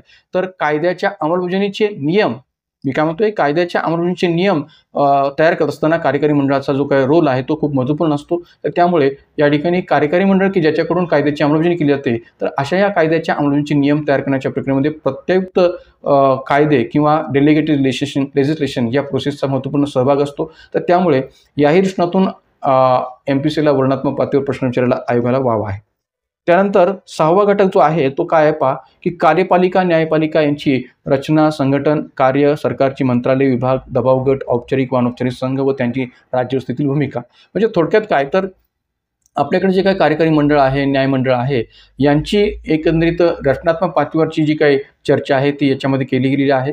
त्याचबरोबर या ठिकाणी जे काही मंत्रालय आहेत, केंद्र सरकारच्या पातळीवर असणारी विभिन्न मंत्रालय आहेत, त्यांचे विभिन्न विभाग आहेत, त्यांची या ठिकाणी चर्चा इथं करणं अपेक्षित आहे. प्रशासकीय पातळीवर केंद्रीय सचिवालय असेल किंवा घटक राज्य पातळीवर जर विचार केला तर राज्य सचिवालय असेल, कॅबिनेट सचिव असेल किंवा राज्याचा मुख्य सचिव असेल, अशा अनेक घटकांवरची तयारी आपल्याला इथं ठरणं अपेक्षित आहे. तर त्यामध्ये या ठिकाणी कार्यपालिका न्यायपालिकांची रचना, संघटन व कार्य की ज्यामध्ये राष्ट्रपती, उपराष्ट्रपती, पंतप्रधान, मंत्रिमंडळ आणि महान्यायवादी किंवा या ठिकाणी याच्यामध्ये कॅगचाही विचार आपण करू शकतो, controller and auditor general of India. राज्याच्या पातळीवर विचार केला तर राज्यपाल, मुख्यमंत्री, मंत्रिपरिषद, महाधिवक्ता. न्यायालयीन पातळीवर विचार केला तर सुप्रीम कोर्ट, हायकोर्ट आणि एक प्रकारे अदर कोर्ट्स. त्याचबरोबर या ठिकाणी या न्यायालयांचे अधिकार क्षेत्र, त्याचबरोबर ज्या काही महत्त्वपूर्ण न्यायिक दृष्टिकोनातून संकल्पना आहेत की ज्युडिशियल रिव्ह्यू असेल, ज्युडिशियल ॲक्टिव्हिझम असेल किंवा ज्युडिशियल ओव्हररीच असेल, की मी जसं मगाशी म्हटलं की अलीकडच्या कालखंडामध्ये भारताच्या अंतर्गत सर्वोच्च न्यायालय असो किंवा उच्च न्यायालय असो, या ठिकाणी वाढत जाणाऱ्या जनहित याचिकांच्या पातळीवर न्यायालयीन सक्रियतेचं प्रमाण वाढत चाललेलं आहे आणि न्यायालयीन सक्रियतेच्या वाढीमुळे कुठेतरी न्यायालयीन अतिरेक होत चाललेलं आहे की काय, हाही प्रश्न पुढे येत चाललेला आहे. म्हणजे ज्युडिशियल ओव्हररीच म्हणजे न्यायालयीन अतिरेक. का तर न्यायालयीन सक्रियतेच्या वाढीमुळे या ठिकाणी कुठेतरी हा जो काही न्यायालयीन अतिरेक आहे तो वाढत चाललेला आहे असं वाटतंय. तर त्यामुळे त्याही संकल्पनेचा विचार आपल्याला इथं करावा लागेल. सरकारची मंत्रालय आणि विभाग, आता यामध्ये जी काही केंद्र सरकारच्या पातळीवर असणारी विभिन्न मंत्रालय आहेत आणि मंत्रालयाअंतर्गत मोडणारे विभिन्न विभाग असतील त्यांचा आपल्याला विस्ताराने अभ्यास करावा लागेल. एवढंच नव्हे तर कॅबिनेट मंत्री, राज्यमंत्री, उपमंत्री, संसदीय सचिवालय, आपल्याला माहीत असेल की मंत्र्यांचे 3 प्रकार: कॅबिनेट मंत्री, राज्यमंत्री, उपमंत्री. त्याचबरोबर या ठिकाणी या मंत्रालयांच्या पातळीवर जी काही प्रशासकीय दृष्टिकोनातून काम करणारी यंत्रणा असते सचिवालय, यांचाही विचार आपल्याला करावा लागेल. म्हणजे यामध्ये केंद्रीय सचिवालय आहे किंवा मंत्रिमंडळ सचिवालय आहे, याचाही विचार आपल्याला करावा लागेल. मात्र एक लक्षात घ्या की हे सगळे घटक अगोदरच्याही ऑब्जेक्टिव्हच्या राज्यसेवा मुख्य परीक्षेच्या सिलेबसमध्ये होते. फक्त एवढंच आहे की इथं या ठिकाणी ते डिस्क्रिप्टिव्ह सिलेबसमध्ये विचार घेतलेत. म्हणजे केंद्रीय सचिवालय असेल, मंत्रिमंडळ सचिवालय असेल किंवा राज्य सचिवालय असेल, राज्य संचालनालय असेल किंवा कॅबिनेट किंवा मंत्रिमंडळ सचिव असेल किंवा एक प्रकारे घटक राज्याचा मुख्य सचिव असेल किंवा PM office, prime minister office असेल किंवा सीएम ऑफिस असेल, चीफ मिनिस्टर ऑफिस असेल, या सगळ्या संकल्पनांचा प्रशासकीय दृष्टिकोनातून विचार करत असताना आपल्याला या मंत्रालयीन स्तरावर सचिवालय, मंत्रालयीन स्तरावर या ठिकाणी मंत्रालय यांचा विचार इथं विस्ताराने करावा लागेल. तर त्यामुळे हे सगळे घटक आपण याच्यामध्ये अभ्यासणं अपेक्षित आहे. त्याचबरोबर दबाव गट आणि औपचारिक व अनौपचारिक संघ यांची राज्यव्यवस्थेतील भूमिका. म्हणजे आता पहा की ऑब्व्हियसली जसं राजकीय पक्षांची राज्यव्यवस्थेतली भूमिका आपल्याला पाहायला मिळते, तशी दबाव गटांची सुद्धा विभिन्न पातळीवर आपल्याला भूमिका पाहायला मिळते. या दबाव गट म्हणजे काय? दबाव गट किंवा हितसंबंधी गट किंवा लॉबी, असे दबाव गटाचे 3 प्रकार आपल्याला पाहायला मिळतात: दबाव गट, हितसंबंधी गट किंवा लॉबी. तर हे दबाव गट म्हणजे काय, त्यांची कार्य काय, भूमिका काय, महत्त्व कसं आहे, पद्धत, तंत्र, प्रकार, वैशिष्ट्ये, या सर्व अर्थाने दबाव गटाची चर्चा आपल्याला करावी लागेल. त्याचबरोबर दबाव गट आणि राजकीय पक्ष यांचा एकमेकांशी असणारा संबंध. काही वेळेस आपल्याला असे दिसून येतात की राजकीय पक्षांची सुद्धा भूमिका कधी कधी दबाव गटाप्रमाणे पाहायला मिळते. त्याचबरोबर दबाव गट आणि स्वारस्य गट, की ज्यामध्ये व्यक्ती, संस्था यांचा तो गट असतो की जो विशिष्ट धोरणावर किंवा राजकीय निर्णयावर प्रभाव टाकण्यासाठी एकत्र येणारा गट असतो. मग त्या विद्यार्थी संघटना असोत, शेतकरी संघटना असोत किंवा व्यावसायिक संघटना असोत, अशा वेगवेगळ्या प्रकारच्या संघटना की ज्या दबाव गटावरून आपली भूमिका पार पाडत असतात राज्यव्यवस्थेमध्ये. तर त्याच दृष्टिकोनातून इथं आपला अभ्यास करणं अपेक्षित आहे. भारतातील दबाव गट नेमके कोणते आहेत, त्यांचे उणिवा कोणत्या आहेत, त्यांचं मूल्यांकन कसं आपल्याला करावं लागेल, या सर्व अर्थाने हे संबंध घटक आपल्या इथं अभ्यासणं गरजेचं आहे. त्याचबरोबर स्थानिक स्वराज्य संस्था हाही एक महत्त्वपूर्ण घटक आपल्याला या पेपरमध्ये अभ्यासावा लागेल, कारण की हाही सिलेबस आपल्याला अगोदरच्या GS2च्या सिलेबसमध्ये होता. त्यामध्ये साधारणपणे पंचायत आणि नगरपालिका यांची रचनात्मक स्वरूप भारतामध्ये कसं आहे, त्रिस्तरीय पंचायत व्यवस्था, त्रिस्तरीय नागरी सूचना संस्था, त्यांची रचना कशी आहे, त्यांची एकंदरीत अधिकार व कार्य कशी आहेत, याचाही उलगडा आपल्याला इथं करावा लागेल. 73 आणि 74 घटनावली की ज्यांचा भारताच्या स्थानिक स्वराज्य संस्थांमध्ये एक महत्त्वपूर्ण रोल राहिलेला आहे. तर या दोन्ही घटनावलींची वैशिष्ट्ये काय आहेत, या दोन्ही घटनावलींमध्ये असणाऱ्या विभिन्न तरतुदी काय आहेत, या सर्व पातळीवर आपल्याला वर्णनात्मक पातळीवर विचार करावा लागेल. एवढंच नव्हे तर या ज्या काही या ठिकाणी स्थानिक स्वराज्य संस्था आहेत त्यांचा भारतातल्या पातळीवर विकास नेमका कसा झालेला आहे, की ज्यामध्ये या ठिकाणी एक प्रकारे उत्क्रांतीचा जेव्हा आपण विचार करतो तेव्हा या ठिकाणी एक ब्रिटिश कालखंडामध्ये स्थानिक स्वराज्य संस्थांच्या विकासाच्या पातळीवर जे प्रयत्न केले गेलेले आहेत त्या संबंध प्रयत्नांचा विचार इथं करणं अपेक्षित आहे. मग ते लॉर्ड मेयोचा ठराव असेल, लॉर्ड रिपनचा ठराव असेल, 1907चा जो काही हॉब हाऊस यांचा अहवाल असेल किंवा विकेंद्रीकरण आयोग असेल, तर या सगळ्या तरतुदींचा आपला विचार करणं अपेक्षित आहे, पार्श्वभूमीचा विचार करणं अपेक्षित आहे. त्याचबरोबर स्वतंत्र भारतामध्ये सामुदायिक विकास कार्यक्रम, राष्ट्रीय सेवा विस्तार योजना असेल, विभिन्न ज्या काही समित्या आपल्याकडे स्थानिक स्वराज्य संस्थांच्या रचनेतून अभ्यास करण्यासाठी स्थापन झाल्या होत्या, त्यामध्ये बलवंतराव मेहता समितीपासून महाराष्ट्रातल्या प्राचार्य PB पाटील समितीपर्यंत असेल किंवा सुधीर ठाकरे समिती की जी आपल्याकडे देवेंद्र फडणवीस सरकारच्या काळात स्थापन झाली होती सरपंचाची थेट निवडीच्या रचनातून. तर अशा अनेक ज्या काही उत्क्रांती विकासाच्या पातळीवरच्या असणाऱ्या गोष्टी आहेत त्या आपल्याला अभ्यासावं लागतील. स्थानिक स्वराज्य संस्थांशी संबंधित घटनेतल्या तरतुदी, त्यांच्याशी संबंधित योजना, समस्या, निराकरण, मूल्यांकन याचाही इथं आपल्याला अभ्यास करणं अपेक्षित आहे. 8वा जो घटक आहे तो आहे लोकप्रतिनिधित्व कायद्याशी संबंधित, की ज्यामध्ये 2 लोकप्रतिनिधित्व कायद्यांचा आपल्याला विचार करावा लागेल. ज्या लोकप्रतिनिधित्व कायद्यांचा खासदारांशी आणि आमदारांच्या निवडीशी प्रत्यक्ष संबंध आपल्याला जोडता येतो. राज्यसभेतले खासदार असोत, लोकसभेतले खासदार असोत, विधानसभेतले खासदार असोत, विधानसभेतले आमदार असोत, विधान परिषदेतले आमदार असोत, या सर्व प्रकारच्या लोकप्रतिनिधींची जी काही निवड आहे ती आपल्याकडे लोकप्रतिनिधित्व कायदा 1950 किंवा लोकप्रतिनिधित्व कायदा 1951 या कायद्याच्या अनुषंगाने किंवा या कायद्याला आधार धरूनच केली जाते. तर या लोकप्रतिनिधित्व कायद्यामधल्या विभिन्न तरतुदी, लोकप्रतिनिधित्व कायद्याचे विभिन्न ठळक वैशिष्ट्ये नेमकी काय आहेत याचाही उलगडा आपल्याला या टॉपिकमध्ये करणं अपेक्षित आहे. कारण की हा टॉपिक अगोदरच्या सिलेबसमध्ये किंवा GS2च्या अगोदरच्या सिलेबसमध्ये नव्हता, पण हा मात्र या ठिकाणी इथं आपल्याला अभ्यासणं अपेक्षित आहे, की ज्याचा संबंध या ठिकाणी खासदार आणि आमदारांच्या पात्रता अपात्रतेशी आणि निवडणूक विषयक प्रक्रियेमध्ये खूप जवळचा आपल्याला सांगता येईल. त्याचबरोबर 9वा जो घटक आहे तो म्हणजे कोणता, तर विविध संवैधानिक पदाच्या नियुक्त्या, विविध संवैधानिक मंडळांचे अधिकार, कार्य व जबाबदारी. मग आता भारतीय राज्यघटनेमध्ये अनेक प्रकारच्या संवैधानिक पदं आहेत आणि त्यांची या ठिकाणी वेगवेगळ्या जबाबदाऱ्या किंवा कार्य पण आहेत. काही संवैधानिक मंडळसुद्धा आहेत. तर त्यामध्ये भारतीय निवडणूक आयोग असेल, ज्याला आपण भारत निवडणूक आयोग असं म्हणू शकतो, CAG controller and auditor general, UPSC, MPSC, संघ लोकसेवा आयोग किंवा राज्य लोकसेवा आयोग असेल. त्याचबरोबर वित्त आयोग, की ज्याची भूमिका भारतीय राज्यघटनेमध्ये कलम 280च्या तरतुदीच्या आधारावर खूप महत्त्वपूर्ण आहे, केंद्र राज्य संबंधांच्या पातळीवर, विशेषतः केंद्र राज्य वित्तीय संबंधांच्या स्तरावर. त्याचबरोबर या ठिकाणी विभिन्न प्रकारचे आयोग, की ज्यामध्ये राष्ट्रीय इतर मागासवर्गीय आयोग असेल, की ज्याला या ठिकाणी कलम 338(20)च्या स्तरावर 102व्या घटनेनुसार घटनात्मक स्थान प्राप्त झालेलं आहे. राष्ट्रीय अनुसूचित जाती आयोग, की ज्याची कलम 338मध्ये चर्चा केलेली आहे, कलम 338(1)च्या स्तरावर असणारा राष्ट्रीय अनुसूचित जमाती आयोग असेल. हे घटनात्मक आयोग यांचीही आपल्याला तयारी करणं अपेक्षित आहे. यांची रचना, अधिकार, कार्य याविषयीसुद्धा आपला वर्णनात्मक पातळीवर प्रश्न विचारला जाऊ शकतो. त्याचबरोबर राष्ट्रीय पातळीवर असणारा भाषिक अल्पसंख्याक आयोग असेल किंवा महान्यायवादी, महाधिवक्तासारखी महत्त्वपूर्ण अशी पदं असतील. त्याचबरोबर या ठिकाणी 10वा घटक जर आपण सांगायचा तर या ठिकाणी हा सांगता येईल की वैधानिक, नियामक आणि विविध अर्धन्यायिक मंडळे, की ज्यामध्ये या ठिकाणी काही वैधानिक आयोग आहेत किंवा मंडळ आहेत, नियामकीय मंडळं आहेत किंवा विविध अर्धन्यायिक मंडळंसुद्धा आहेत, की ज्यामध्ये नियोजन आयोगाचा किंवा आज घडीला आपण नीती आयोगाचा विचार करू शकतो. रिझर्व्ह बँक ऑफ इंडियाचाही विचार करणं अपेक्षित आहे. मानवाधिकार आयोग, ज्यामध्ये केंद्रीय मानवाधिकार आयोग किंवा राष्ट्रीय मानवाधिकार आयोग असेल, राज्य मानवाधिकार आयोग असेल. केंद्रीय माहिती आयोग, ज्याला आपण CIC म्हणू शकतो, किंवा केंद्रीय दक्षता आयोग CVC, central business commission. CBI, central bureau of investigation. Lokpal, Lokayukta, ज्या भ्रष्टाचाराच्या पातळीवर या ठिकाणी भ्रष्टाचार मुक्त प्रशासन तयार करण्यासाठी महत्त्वपूर्ण भूमिका पार पाडणारी यंत्रणा, जसं CVC सुद्धा आहे, CBI सुद्धा आहे, तसे लोकपाल, लोकायुक्त सुद्धा सांगता येऊ शकेल.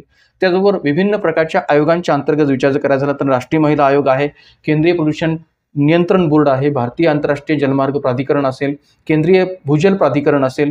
तर असे अनेक या ठिकाणी जी काही यंत्रणा आहेत की ज्यांचा आपल्याला इथं अभ्यास करणं अपेक्षित आहे. आता मुलांना या ठिकाणी हा प्रश्न पडणं साहजिक आहे किंवा एवढे सगळे उपघटक जर अभ्यासाचे असतील तर मग या पेपरचा किंवा GSच्या संबंध पेपरचा जो काही आवाका किंवा व्याप्ती आहे ती खूप मोठी होणार, याबद्दल काही दुमत नाही आहे. हे खरंच आहे. पण जरी या ठिकाणी असं असलं तर हे सगळेच घटक किंवा उपघटक आपल्याला अभ्यासणे अपेक्षितच आहे असं नाही आहे. एक लक्षात घ्या की चालू घडामोडी चष्णातून इथं प्रश्न विचारायला MPSCला वाव असल्यामुळे या ठिकाणी या संबंध घटकांच्या रचनातून किंवा या संबंध आयोग मंडळांच्या रचनातून आपली तयारी असली पाहिजे. कारण की अधिकाधिक प्रश्न आपल्याकडे या ठिकाणी या MPSCच्या वर्णनात्मक पातळीवर चालू घडामोडी चष्णातून विचारायला अधिकाधिक वाव असल्यामुळे या सगळ्याच घटकांची तयारी आपल्याला किमान पातळीत ठेवणं अपेक्षित आहे, त्यांची माहिती तर असणं अपेक्षित आहे. जसं की आता इथं FSSAI, AI, food safety and standards authority of India असेल, अल्पसंख्याकांच्या पातळीवर आयोग असेल, IRDA असेल किंवा SEBI असेल, ट्राय, ज्याला आपण telecommunication regulatory authority of India असं म्हणू शकतो. तर अशा विभिन्न ज्या काही या ठिकाणी आयोग किंवा मंडळ आहेत त्यांचाही इथं आपल्याला अभ्यास करणं अपेक्षित आहे. अणुऊर्जा नियामक आयोग, बार काउन्सिल ऑफ इंडिया असेल, UGC असेल किंवा आर्थिक स्थिरता व विकास परिषद असेल, AICTE असेल, राष्ट्रीय हित न्यायाधिकरण असेल. तर अशी जी काही विभिन्न प्रकारची या ठिकाणी आयोग, मंडळं, मग स्टॅट्युटरी बोर्ड्स असतील किंवा या ठिकाणी कॉम्पिटिशन कमिशन ऑफ इंडिया असेल, ज्याच्याबद्दल आपल्याला माहिती असेल असं नाही आहे. CCI, की भारतामध्ये जी काही बाजारपेठी स्पर्धा चालू असते तर ती ग्राहक हिताची असावी या दृष्टीने कार्य करणारी CCI नावाची यंत्रणा आहे. कारण की आपल्याला माहिती असेल बाजारपेठी स्पर्धा ही प्रत्येक क्षेत्रामध्ये आपल्याला पाहायला मिळते. मग ते कोणतीही बाजारपेठ असो, एक प्रकारे या ठिकाणी ती आपली इलेक्ट्रॉनिक्स बाजारपेठ असो किंवा इतर कोणत्याही पातळीची बाजारपेठ असो की ज्याच्यामध्ये बाजारपेठी स्पर्धा आपल्याला पाहायला मिळते, की ज्या बाजारपेठी स्पर्धेच्या माध्यमातून या ठिकाणी ग्राहकाचं हित होत आहे की नाही हे पाहणारी यंत्रणा म्हणून CCIचा विचार करता शकतो. जसं आपल्याकडे ट्राय, की जी टेलिकम्युनिकेशन क्षेत्रामध्ये या ठिकाणी नियामकीय संस्था म्हणून काम करते, तशीच या ठिकाणी ही CCI पण बाजारपेठी स्पर्धेवर नियंत्रण ठेवण्याची दृष्टीने काम करते. त्याचबरोबर या ठिकाणी commission for air quality management असेल, नॅशनल लीगल सर्व्हिस किंवा नालसा असेल. तर अशा या ठिकाणी वेगवेगळ्या बॉडीज आहेत, रेग्युलेटरी बॉडीज आहेत की ज्यामध्ये RBI, ट्राय यांचाही उल्लेख करता येऊ शकेल. तर अशा अनेक यंत्रणा की ज्यांचा आपल्याला इथं विचार करण्याची गरज आहे. किमान पातळीवर त्यांची माहिती असणं आपलं गरजेचं आहे. कॉस्टी ज्युडिशियल बॉडीज पण, ज्याच्यामध्ये नॅशनल ग्रीन ट्रिब्युनल असेल, नॅशनल ह्युमन राईट्स कमिशन असेल, सेंट्रल इन्फॉर्मेशन कमिशन असेल, तर अशा अनेक ज्या काही बॉडीज आहेत त्याचाही इथं विचार आपल्याला करणं अपेक्षित आहे. त्यानंतर 11वा जो घटक आहे कोणता, तर विविध क्षेत्रामधील विकासासाठी सरकारी धोरणे व घटक यांचे संकल्पन व अंमलबजावणी करताना उद्भवणाऱ्या समस्या. मग आता पहा की सार्वजनिक धोरण नावाचा जो टॉपिक आहे तो आपला GS2च्या अंतर्गत ऑब्जेक्टिव्ह स्वरूपाच्या मुख्य परीक्षेच्या सिलेबसमध्ये होता, अगोदरच्या सिलेबसमध्ये होता. तर तोच घटक इथं थोडंसं वेगळ्या स्वरूपात, इथं वेगळ्या टायटलच्या स्वरूपात दिला गेलेला आहे की विविध क्षेत्रातील विकासासाठी सरकारी धोरणे व घटक यांचे संकल्पन व अंमलबजावणी करताना उद्भवणाऱ्या समस्या. तर याच्यामध्ये धोरण म्हणजे काय, सार्वजनिक धोरण म्हणजे नेमकं काय असतं, त्याचे प्रकार कोणते, सार्वजनिक धोरणाचे उगमस्थानी कोणते असतात, सार्वजनिक धोरणाची नेमकी वैशिष्ट्ये कोणती असतात, सार्वजनिक धोरणाच्या विभिन्न पद्धती कोणत्या आहेत, शासनाच्या पातळीवर धोरणांची गरज का असते, सार्वजनिक धोरणांची गरज का असते, मानव विकास व मानव भांडवल निर्मिती समानता या दृष्टीने आंतरवैयक्तिक किंवा आंतरप्रादेशिक पातळीवर ह्या धोरणांचं स्वरूप कसं असतं, सामाजिक न्यायाच्या पातळीचं धोरण सरकारने कसं आखणं अपेक्षित आहे, एकता व एकात्मता किंवा कायदा व सुव्यवस्थेच्या पातळीवर या ठिकाणी सार्वजनिक धोरणाचा संबंध कसा आहे, राज्य आणि नागरिक यांच्यातील विश्वासाच्या पातळीवर जर विचार केला तर हे सार्वजनिक धोरणाचं स्वरूप कसं असलं पाहिजे. मग याच्यामध्ये विभिन्न विषयांशी संबंधित धोरण आपल्याला उल्लेख करता येऊ शकेल. मग ज्यामध्ये या ठिकाणी आरोग्याशी संबंधित धोरण असतील, शिक्षणविषयक धोरण असेल किंवा गरिबीविषयक धोरण असेल, आर्थिक सामाजिक परिस्थितीच्या दृष्टीतून असणारे धोरण असतील. जसं आपल्याकडे या ठिकाणी महाराष्ट्र शासनाचं अत्यंत गाजलेलं धोरण जर लाडक्या बहिणीचं योजनेच्या दृष्टीने सांगता येऊ शकेल तर ते धोरण असेल. तर या संबंध सार्वजनिक धोरणांमधून उद्भवणारे मुद्दे, या सार्वजनिक धोरणांच्या अंमलबजावणीमध्ये निर्माण होणाऱ्या समस्या, त्रुटी, त्या त्रुटी सुधारण्यासाठी केल्या जाणाऱ्या सूचना, अशा अनेक घटकांचा विचार जो काय तो या ठिकाणी आपल्याला करता येऊ शकेल. आणि मग या अनुषंगाने येणाऱ्या विभिन्न योजना, मग या ठिकाणी या योजना किती तर्कशुद्ध आहेत हेही इथं पाहणं अपेक्षित आहे. योजनांचं विश्लेषण जर विचार घ्यायचं झालं तर केंद्र सरकारच्या विभिन्न योजनांचा उल्लेख आपल्याला करता येऊ शकेल की ज्यामध्ये बेटी पढाओ बेटी बचाओ किंवा एक प्रकारे स्मार्ट सिटी, मनरेगा, स्वच्छ भारत अभियान, digital India, make in India, Jan Dhan योजना किंवा स्टार्टअप्स योजना, सुशासन संस्थांची त्यामध्ये असणारी भूमिका किंवा नोकरशाही किंवा इतर भागधारक पारदर्शकतांची जबाबदारी नेमकी या धोरणात्मक पातळीवर कशी असते हेही इथं पाहणं अपेक्षित आहे. तर असे अनेक घटक सार्वजनिक धोरणांच्या दृष्टीतून पाहणं अपेक्षित आहे की ज्याचा इथं आपल्याला या वर्णनात्मक पातळीवर विचार करणं गरजेचं आहे. त्याचबरोबर 12वा जो घटक आहे तो विकास प्रशासनाशी संबंधित आहे.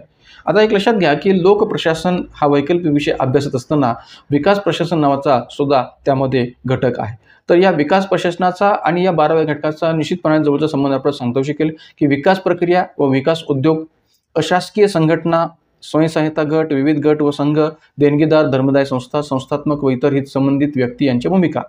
तर एकंदरीत भारताच्या विकासाच्या प्रशासनाच्या पातळीवर या विभिन्न ज्या काही NGOज आहेत किंवा स्वयंसहायता गट आहेत, सेल्फ हेल्प ग्रुप्स आहेत, यांची नेमकी या ठिकाणी भूमिका कशी असते या दृष्टीने हा संबंध जो काय आहे तो भाग इथं आपल्याला पाहणं अपेक्षित आहे. पण त्याआधी आपल्याला विकास म्हणजे काय, विकास प्रशासन म्हणजे काय, त्याचे प्रकार काय, वैशिष्ट्ये, अडथळे, उपाय, मूल्यांकन काय, या सगळ्या पातळीवर या ठिकाणी विचार करणं गरजेचं आहे. विकास आणि एक प्रकारे डेव्हलपमेंट आणि ग्रोथचा नेमका संबंध कसा आहे, स्वयंसेवी क्षेत्रातील राष्ट्रीय धोरण 2007 या दृष्टीने कसं राहिलेलं आहे, NGOज किंवा नॉन गव्हर्नमेंटल ऑर्गनायझेशन्स, स्वयंसेवी संस्थांची त्यातली भूमिका नेमकी कशी असते, NGOचे काय प्रकार आहेत, समस्या कोणत्या असतात NGOच्या समोर, विकासातील त्यांचं योगदान कसं असतं, NGOजना कशा पद्धतीने मान्यता दिली जाते, त्यांची वैधता, जबाबदारी, परकीय निधी याचा विचार कशा पद्धतीने केला जातो, भारत सरकार आणि युनायटेड नेशन्स आणि NGOज यांचे नेमके संबंध कसे आहेत, NGOजच्या माध्यमातून राबवले जाणारे विविध विकास प्रकल्प असतील किंवा NGOज आणि समुदाय विकासाच्या पातळीवर कसा प्रयत्न केला जातो,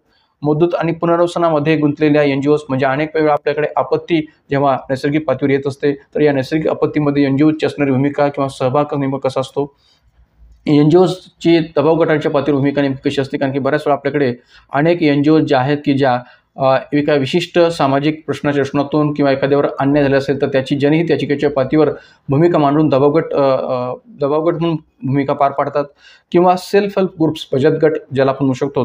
तर या बचत गटांचा अर्थ, महत्त्व, उद्दिष्ट, रचना, संघटन, त्यांना दिला जाणारा निधी, या बचत गटांची आवश्यकता का आहे, त्याचे फायदे काय आहेत, त्यांच्यासमोरची आव्हाने कोणती आणि त्या आव्हानांना दूर करण्यासाठी कोणत्या उपाययोजनांची आवश्यकता आहे, अशा अनेक पातळीवरचे घटकसुद्धा आपल्या इथं अभ्यासणं अपेक्षित आहे. एवढंच नव्हे तर केस स्टडी किंवा भारत आंतरराष्ट्रीय आणि महाराष्ट्रातील बचत गट कोणते आहेत, म्हणजे याचा अभ्यास करत असताना केस स्टडीचाही आधार घेऊन आपला अभ्यास करता येऊ शकेल. आणि भारताच्या पातळीवर किंवा आंतरराष्ट्रीय किंवा राज्याच्या पातळीवर विभिन्न प्रकारचे बचत गट कोणते आहेत तेही इथं आपल्याला अभ्यासणं अपेक्षित आहे. त्याचबरोबर या ठिकाणी मायक्रो फायनान्स म्हणजे या बचत गटांच्या पातळीवर किंवा या विभिन्न प्रकारच्या ज्या काही NGOज आहेत त्यांच्या पातळीवरचं असणारं मायक्रो फायनान्स कसं आहे, त्याचा अर्थ, महत्त्व, उद्दिष्ट, रचना, फायदे आणि भारतातील मायक्रो फायनान्सचं स्वरूप नेमकं कसं आहे याचाही विचार करावा लागेल. विभिन्न प्रकारच्या सोसायट्या, ट्रस्ट, सहकारी सोसायट्या, याचबरोबर या ठिकाणी त्यांचे प्रकार, त्यांचा अर्थ, रचना, त्यांची आवश्यकता, त्या दृष्टीने असणाऱ्या भारतीय राज्यघटनेतल्या घटनात्मक तरतुदी. कारण की आपल्याला माहिती असेल की 97 घटनासुद्धाद्वारा सहकार या घटकाचा विचार आपल्याकडे भारतीय राज्यघटनेच्या भाग 9B मध्ये केला गेलेला आहे. कलम 243 ZH टू कलम 243 ZT मध्ये या सहकार विषयक घटकाची चर्चा आपल्याकडे विस्ताराने केलेली आहे.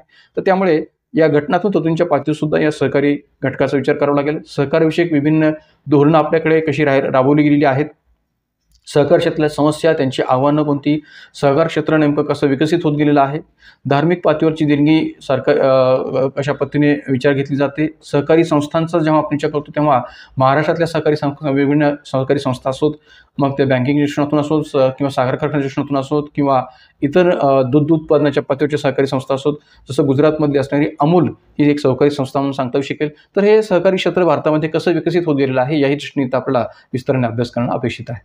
त्याचबरोबर समाजातील दुबळ्या घटकांसाठी केंद्राच्या व राज्याच्या कल्याणकारी योजना आणि या योजनांची कामगिरी, यंत्रणा, कायदे व दुबळ्या घटकांच्या संरक्षणासाठी व लाभासाठी गठीत केलेल्या संस्था व मंडळे.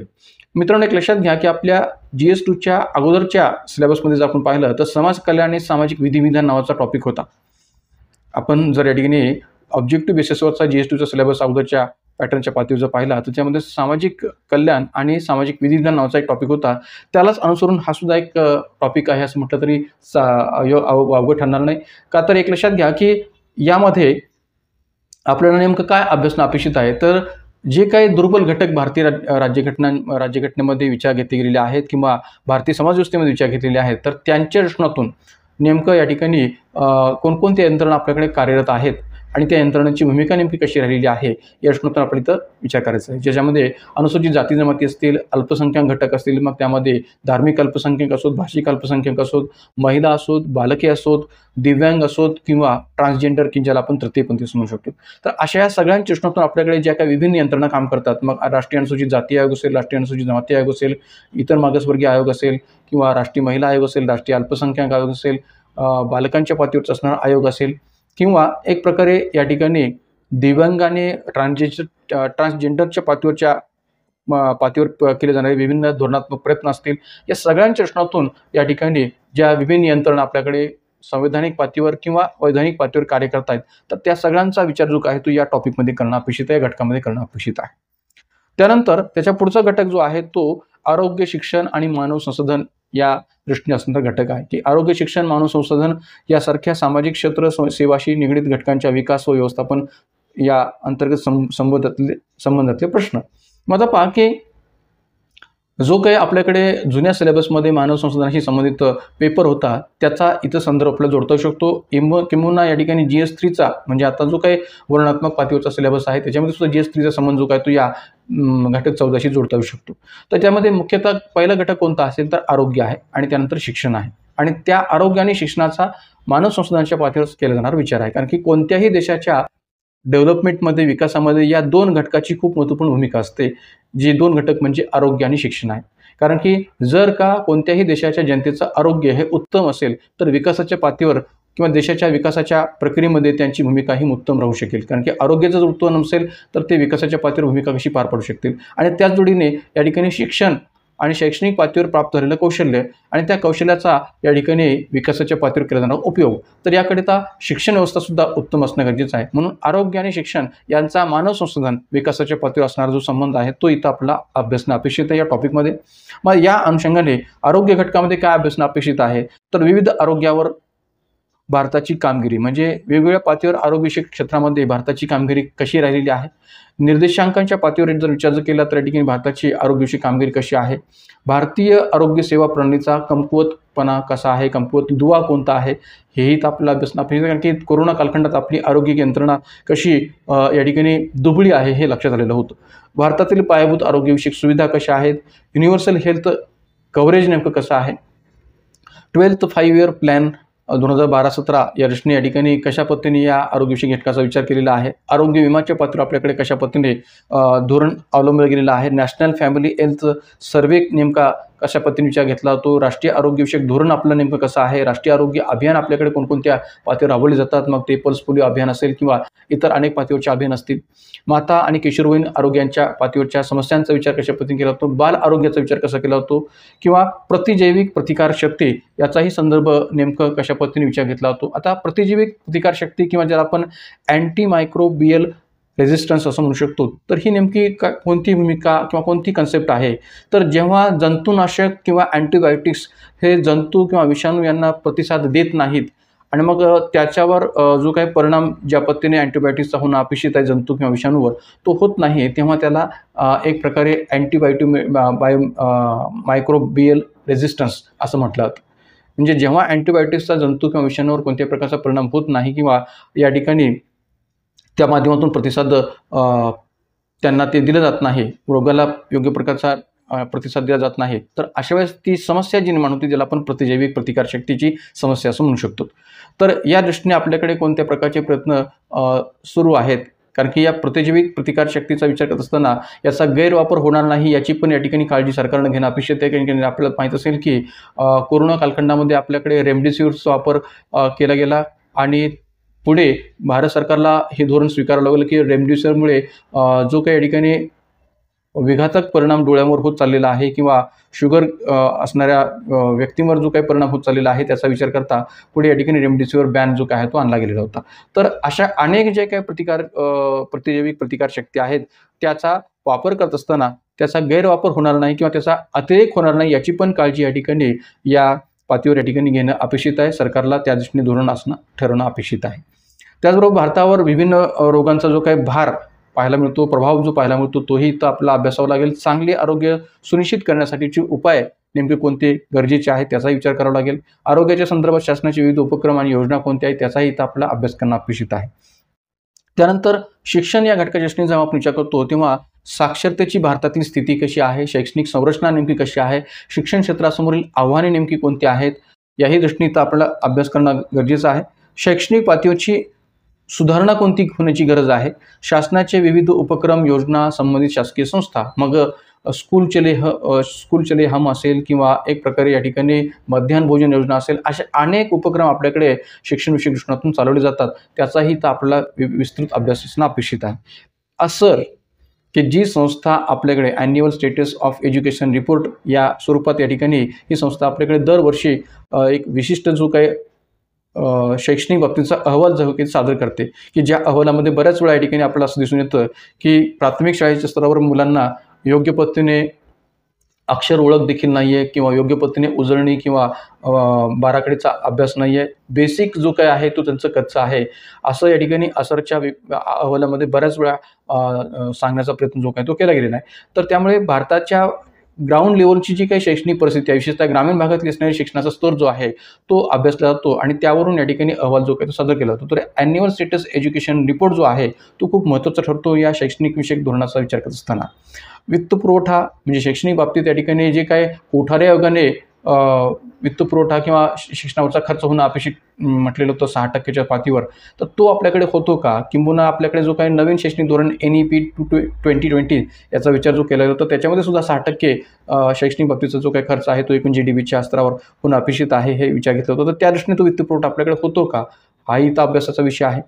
TSR सुब्रमण्यम पॅनल अहवाल की ज्यामध्ये या सुब्रमण्यम समितीने शैक्षणिक धोरणांचा आढावा घेण्यासाठी आणि राष्ट्रीय शिक्षण धोरणाचा मसुदा तयार करण्यासाठी 2017 मध्ये ही समिती स्थापन झाली होती आणि त्या सर्व दृष्टीने त्यांनी अभ्यास केलेला होता. तर हा सुब्रमण्यम पॅनल अहवाल नेमका काय होता तोही तर आपला अभ्यासणं अपेक्षित आहे. NEP 2020 म्हणजे नवीन शैक्षणिक धोरण 2020 त्यातल्या विभिन्न तरतुदी त्यातल्या विभिन्न योजना याचाही विस्ताराने इथं आपला अभ्यास करणं अपेक्षित आहे. ऑनलाईन शिक्षण पद्धतीचा जेव्हा आपण विचार करतो तेव्हा भारताचं शैक्षणिक बाबतीचं जे काही एक प्रकारे धोरण आहे ज्याला आपण NMEICT असं म्हणू शकतो की शिक्षणामध्ये असणारा तंत्रज्ञानाचा वापर किंवा तंत्रज्ञानाचा असणारा प्रभाव, national mission on education through information and communication technology. मित्रांनो, जो काही शिक्षण व्यवस्था नावाचा जो काही घटक होता आपल्या GS2मध्ये जुन्या सिलेबस अंतर्गत, तर तोच घटक इथं आपण या ठिकाणी विस्ताराने विचार घेऊ शकता का, तर त्या घटकाचा सर्व तो उपयोग आपल्याला त्या ठिकाणी या टॉपिकमध्ये होऊ शकतो. त्यामध्ये NMCIT-चाही संदर्भ आपल्याला पाहायला मिळतो की या NMCIT-मध्ये या ठिकाणी ई यंत्रा असेल, ई पाठशाळा असेल, PG पाठशाला असेल, फॉसी असेल किंवा स्वयंप्रभा असेल किंवा एक प्रकारे या ठिकाणी साक्षत नावाचं वेब पोर्टल जे असेल, अशा अनेक ज्या काही संकल्पना आपण ज्या जुन्या सिलेबसमध्ये अभ्यासलेल्या आहेत त्याच इथं आपल्याला विस्ताराने इथं अभ्यासणं अपेक्षित. त्याचं स्वरूप फक्त या ठिकाणी कसं असणार आहे, तर वर्णनात्मक पातळी स्वरूप असणार आहे की भारतामध्ये NMEICTच्या पातळीवर जे विभिन्न प्रयत्न केंद्र सरकारकडून केले जातात त्या प्रयत्नांचा किंवा त्या अंतर्गत येणाऱ्या उपक्रमांचा विस्ताराने या ठिकाणी उल्लेख करा किंवा विस्ताराने या ठिकाणी वर्णन करा. मग त्यामध्ये ह्या सगळ्या गोष्टींचा उल्लेख आपल्याला करावा लागेल. मग ते ई पाठशाळा असेल, PG पाठशाळा असेल, स्वयंप्रभा असेल किंवा ई यंत्र असेल, ई आचार्य असेल, विद्यामित्र असेल, असे अनेक घटक आपल्याला याच्यामध्ये अभ्यासणं अपेक्षित आहे की जे जुन्या सिलेबसमध्ये पण आपण अभ्यासलेले आहेत. त्याचबरोबर ह्युमन रिसोर्सेस म्हणजेच मानव संसाधन कौशल्य मग आता इथे या ठिकाणी जसं मी मागाशी म्हटलं की शिक्षण असेल तर योग्य प्रकारचं कौशल्य प्राप्त होऊ शकेल, तर मग या कौशल्याला विकसित करण्यासाठी कौशल्य विकासाची गरज आहे. कौशल्य विकासासाठी शासनाच्या विभिन्न योजना किंवा उपक्रम कोणते राबवले जातात त्याचाही आपला अभ्यास असला पाहिजे. कौशल्य विकासातील सुधारणा आव्हाने जसं मेक इन इंडिया किंवा इतर अनेक प्रकारचे उपक्रम आपल्याकडे राबवलेले आहेत या कौशल्य विकासाच्या दृष्टिकोनातून. तर त्यामुळे मानव संसाधनाच्या पातळीवर ह्या सर्व गोष्टींचा आपल्याला इथं अभ्यास करणं अपेक्षित आहे. त्याचबरोबर या ठिकाणी 15वा जो घटक आहे दारिद्र्य उपासमार यांच्याशी संबंधित प्रश्न, तर याच्यामध्ये ऑब्व्हियसली गरिबी उपासमार यांचा सहसंबंध नेमका कसा आहे, वितरण परिणाम, विशेषतः सार्वजनिक वितरण प्रणालीचं जेव्हा आपण विचार करतो स्वस्त धान्य दुकानांच्या पातळीवर, रेशनिंग दुकानांच्या पातळीवर, त्याबाबतचे परिणाम कसे आहेत, कल कसे आहेत, गरिबीची नेमकी कारणे कोणती आहेत, दारिद्र्याची नेमकी कारणे कोणती, त्यावरचे उपाय नेमके कोणते आहेत, दारिद्र्य निर्मूलन करत असताना येणाऱ्या मर्यादा असतील किंवा त्याविषयी केले जाणारा खर्च असेल, शासनाच्या विभिन्न योजना असतील, उपक्रम असतील, भारतातली कुपोषणाची असणारी समस्या असेल. त्याचबरोबर मिलेनियम डेव्हलपमेंट गोल्स सहस्र विकास उद्दिष्टे की ज्या मिलेनियम डेव्हलपमेंट गोल्सचा विचार जो आहे तो आपल्याकडे या ठिकाणी वेगळ्या पद्धतीने विचार घेतला. जसं तर पहा की वर्ष 2000मध्ये संयुक्त राष्ट्रांनी स्वीकारलेल्या ध्येयांचा एक संच म्हणून या ठिकाणी मिलेनियम डेव्हलपमेंट गोल्सकडे पाहिलं जातं. तर या मिलेनियम डेव्हलपमेंट गोल्सचा जो हेतू होता तो काय होता किंवा उद्दिष्ट जे आहे ते काय होतं की 2015पर्यंत गरिबी उपासमार कमी करणे, जगाच्या पातळीवर ठिकाणी गरिबी उपासमारीची जी काही समस्या आहे ती कमी करणे हे मिलेनियम डेव्हलपमेंट गोल्सचं या ठिकाणी उद्दिष्ट होतं. त्या दृष्टीनेच या ठिकाणी हा जो काही वर्ष 2000मध्ये संयुक्त राष्ट्रांनी स्वीकारलेला एक संच होता किंवा कार्यक्रम होता. त्याचबरोबर SDG शाश्वत विकासाची उद्दिष्टे ज्याला आपण सस्टेनेबल डेव्हलपमेंट गोल्स असं म्हणू शकतो किंवा एक प्रकारे याचा संबंध जो काय तो कसा जोडला जाऊ शकतो, तर गरिबी आणि पर्यावरणीय दृष्टिकोनातून असणाऱ्या पातळीवर शाश्वत विकास जो काय तो होणं अपेक्षित आहे. म्हणजे गरिबी निर्मूलन पण होणं गरजेचं आहे, पण त्याचबरोबर पर्यावरणाचाही समतोल राखून हा गरिबी निर्मूलनाचा प्रश्न जो काय तो सोडवणं गरजेचं आहे. म्हणून गरिबी आणि पर्यावरणीय दृष्टिकोनातून स्वीकारलेली जागतिक उद्दिष्टे ही SDGच्या स्वरूपात आपल्याला पाहायला मिळतात. अन्न सुरक्षा, पोषण सुरक्षा, आपल्याकडे अन्न सुरक्षा विधेयक मांडलं गेलं होतं, अन्न सुरक्षा कायदाही केला गेलेला आहे की जेणेकरून प्रत्येकाला अन्न सुरक्षा हे प्राप्त व्हावे या दृष्टीने भारत सरकारकडून प्रयत्न केलेले आहेत. महाराष्ट्रामध्ये सुद्धा शिवभोजन थाळी ही याचं एक उत्तम उदाहरण देता येऊ शकेल. तर राष्ट्रीय अन्न सुरक्षा कायदा असेल, मध्यान्ह भोजन योजना असेल, मनरेगा असेल, ही अनेक संदर्भ याच्यामध्ये आपल्याला सांगता येऊ शकतील, त्यांचा आपल्याला अभ्यास करणं अपेक्षित आहे. त्यानंतर प्रशासन, पारदर्शकता, उत्तरदायित्व, ई प्रशासन, उपाययोजने, प्रतिमाने, यश, मर्यादा, क्षमता याबाबतचे महत्त्वाचे पैलू, नागरिकांची सनद, पारदर्शकता, उत्तरदायित्व, संस्थात्मक इतर उपाययोजना.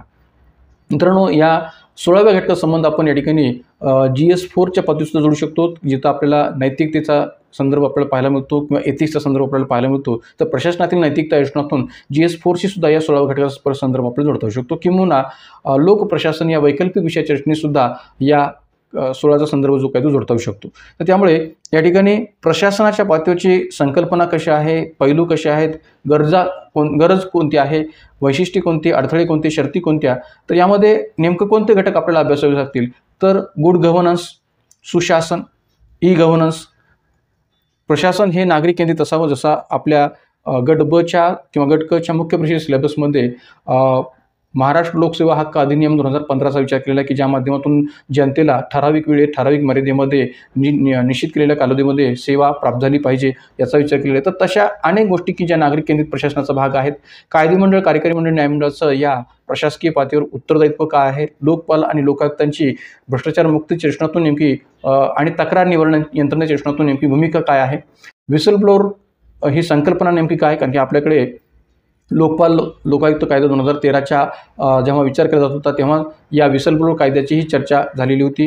व्हिसल ब्लोअर कायदा व्हिसल ब्लोअर संरक्षण कायदा 2014चाही संदर्भ आपल्याला पाहायला मिळालेला आहे. कारण की भारतामध्ये अशा काही घटना घडलेल्या होत्या की ज्यामुळे सर्वोच्च न्यायालयाने अशा या माहिती अधिकार कार्यकर्ते किंवा प्रशासनात राहून भ्रष्टाचाराचा उघड करणाऱ्या व्यक्तींच्या बाबत संरक्षण प्राप्त झालं पाहिजे या दृष्टीने व्हिसल ब्लोअर संरक्षण कायदा 2014चा विचार मांडलेला होता. तर त्या दृष्टीने आपल्याकडे अनेक घटनाही घडल्या होत्या. जसं या ठिकाणी सत्येंद्र दुबे प्रकरण असेल किंवा मंजुनाथ प्रकरण असेल, षण्मुखानंद मंजुनाथ किंवा एस महंतेच्या प्रकरण असेल की ज्या प्रशासनातल्या अनेक लोकांनी प्रशासनामध्ये चालणारा भ्रष्टाचार जो काय तो बाहेर आणण्याचा प्रयत्न केला, पण त्यांची त्यामध्ये हत्या झाली किंवा खून झालेला होता. तर अशा लोकांना संरक्षण प्राप्त व्हावं, त्यांच्या जीविताचं संरक्षण व्हावं म्हणून या ठिकाणी व्हिसल ब्लोअर संरक्षण कायदा 2014चा जो काय तो विचार स्वीकारला गेलेला आहे. त्याचबरोबर राईट टू इन्फॉर्मेशन असेल, भ्रष्टाचार विरोधी यंत्रणा, मग ती CVC असो, CBI असो किंवा लोकपालसारखी यंत्रणा असो, लोकायुक्तासारखी यंत्रणा असो किंवा एक प्रकारे या ठिकाणी इतर अनेक प्रकारची यंत्रणा असो, तर त्यांचाही विचार इथं करणं अपेक्षित आहे. या पातळीवर नागरिकांची नेमकी भूमिका, नागरिक समाजाची भूमिका, सिव्हिल सोसायटीची भूमिका, मीडियाची किंवा प्रसारमाध्यमांची या पातळीची भूमिका नेमकी कशी असणं अपेक्षित आहे. सामाजिक लेखापरीक्षण या दृष्टीने कसं होणं अपेक्षित आहे. सोशल ऑडिट कसा अपेक्षित आहे. सुधारणांची गरज काय आहे या प्रशासकीय पारदर्शकतेच्या दृष्टीतून. ई गव्हर्नन्सची संकल्पना, मॉडेल्स, उपयोग, यश, अपयश, मर्यादा. तर हा संबंध सिलेबससुद्धा आपल्याला जुन्या पॅटर्नमध्ये सुद्धा होता. यामध्ये नवीन असं काही आहे असं म्हणायला जागा नाही आहे. तर त्यामुळे सिटिझन्स चार्टर, आता पहा की याच्याबद्दल सुद्धा मी बऱ्याच वेळा बोललेलो आहे आपल्या विभिन्न व्हिडिओजमध्ये की आपल्या महाराष्ट्र लोकसेवा आयोगाच्या वेबसाईटवर सुद्धा सिटिझन्स चार्टरचा संदर्भ आपल्याला पाहायला मिळेल. नागरिकांच्या संधीचा संदर्भ पाहायला मिळेल. म्हणजे खाजगी क्षेत्रामध्ये त्यांच्या सेवांची जशी माहिती दिली जाते, सेवांची दावे केले जातात, तसंच या ठिकाणी आपल्या ज्या काही विभिन्न सार्वजनिक प्राधिकरणं आहेत त्या सार्वजनिक प्राधिकरणाकडून सुद्धा या नागरिकाच्या संधीच्या माध्यमातून विभिन्न प्रकारच्या सेवांची माहिती किंवा सेवांची दावे केले जातात, सेवांची खात्री दिली जाते. तर अशी ही नागरिकांची संधीची संकल्पना काय आहे, घटक काय आहेत, मॉडेल्स, तत्त्वे कशी आहेत, वैशिष्ट्ये काय आहेत, नागरिकाच्या संधीच्या कमतरता काय आहेत, नागरिकाची सनद प्रभावी करण्यासाठी कोणते उपाययोजना करण्याची गरज आहे, खऱ्या अर्थाने नागरिकांच्या संधीची अंमलबजावणी केली जाते का आणि त्याच्या विभिन्न प्रकारच्या सुधारणा कोणत्या आहेत, समस्या कोणत्या आहेत.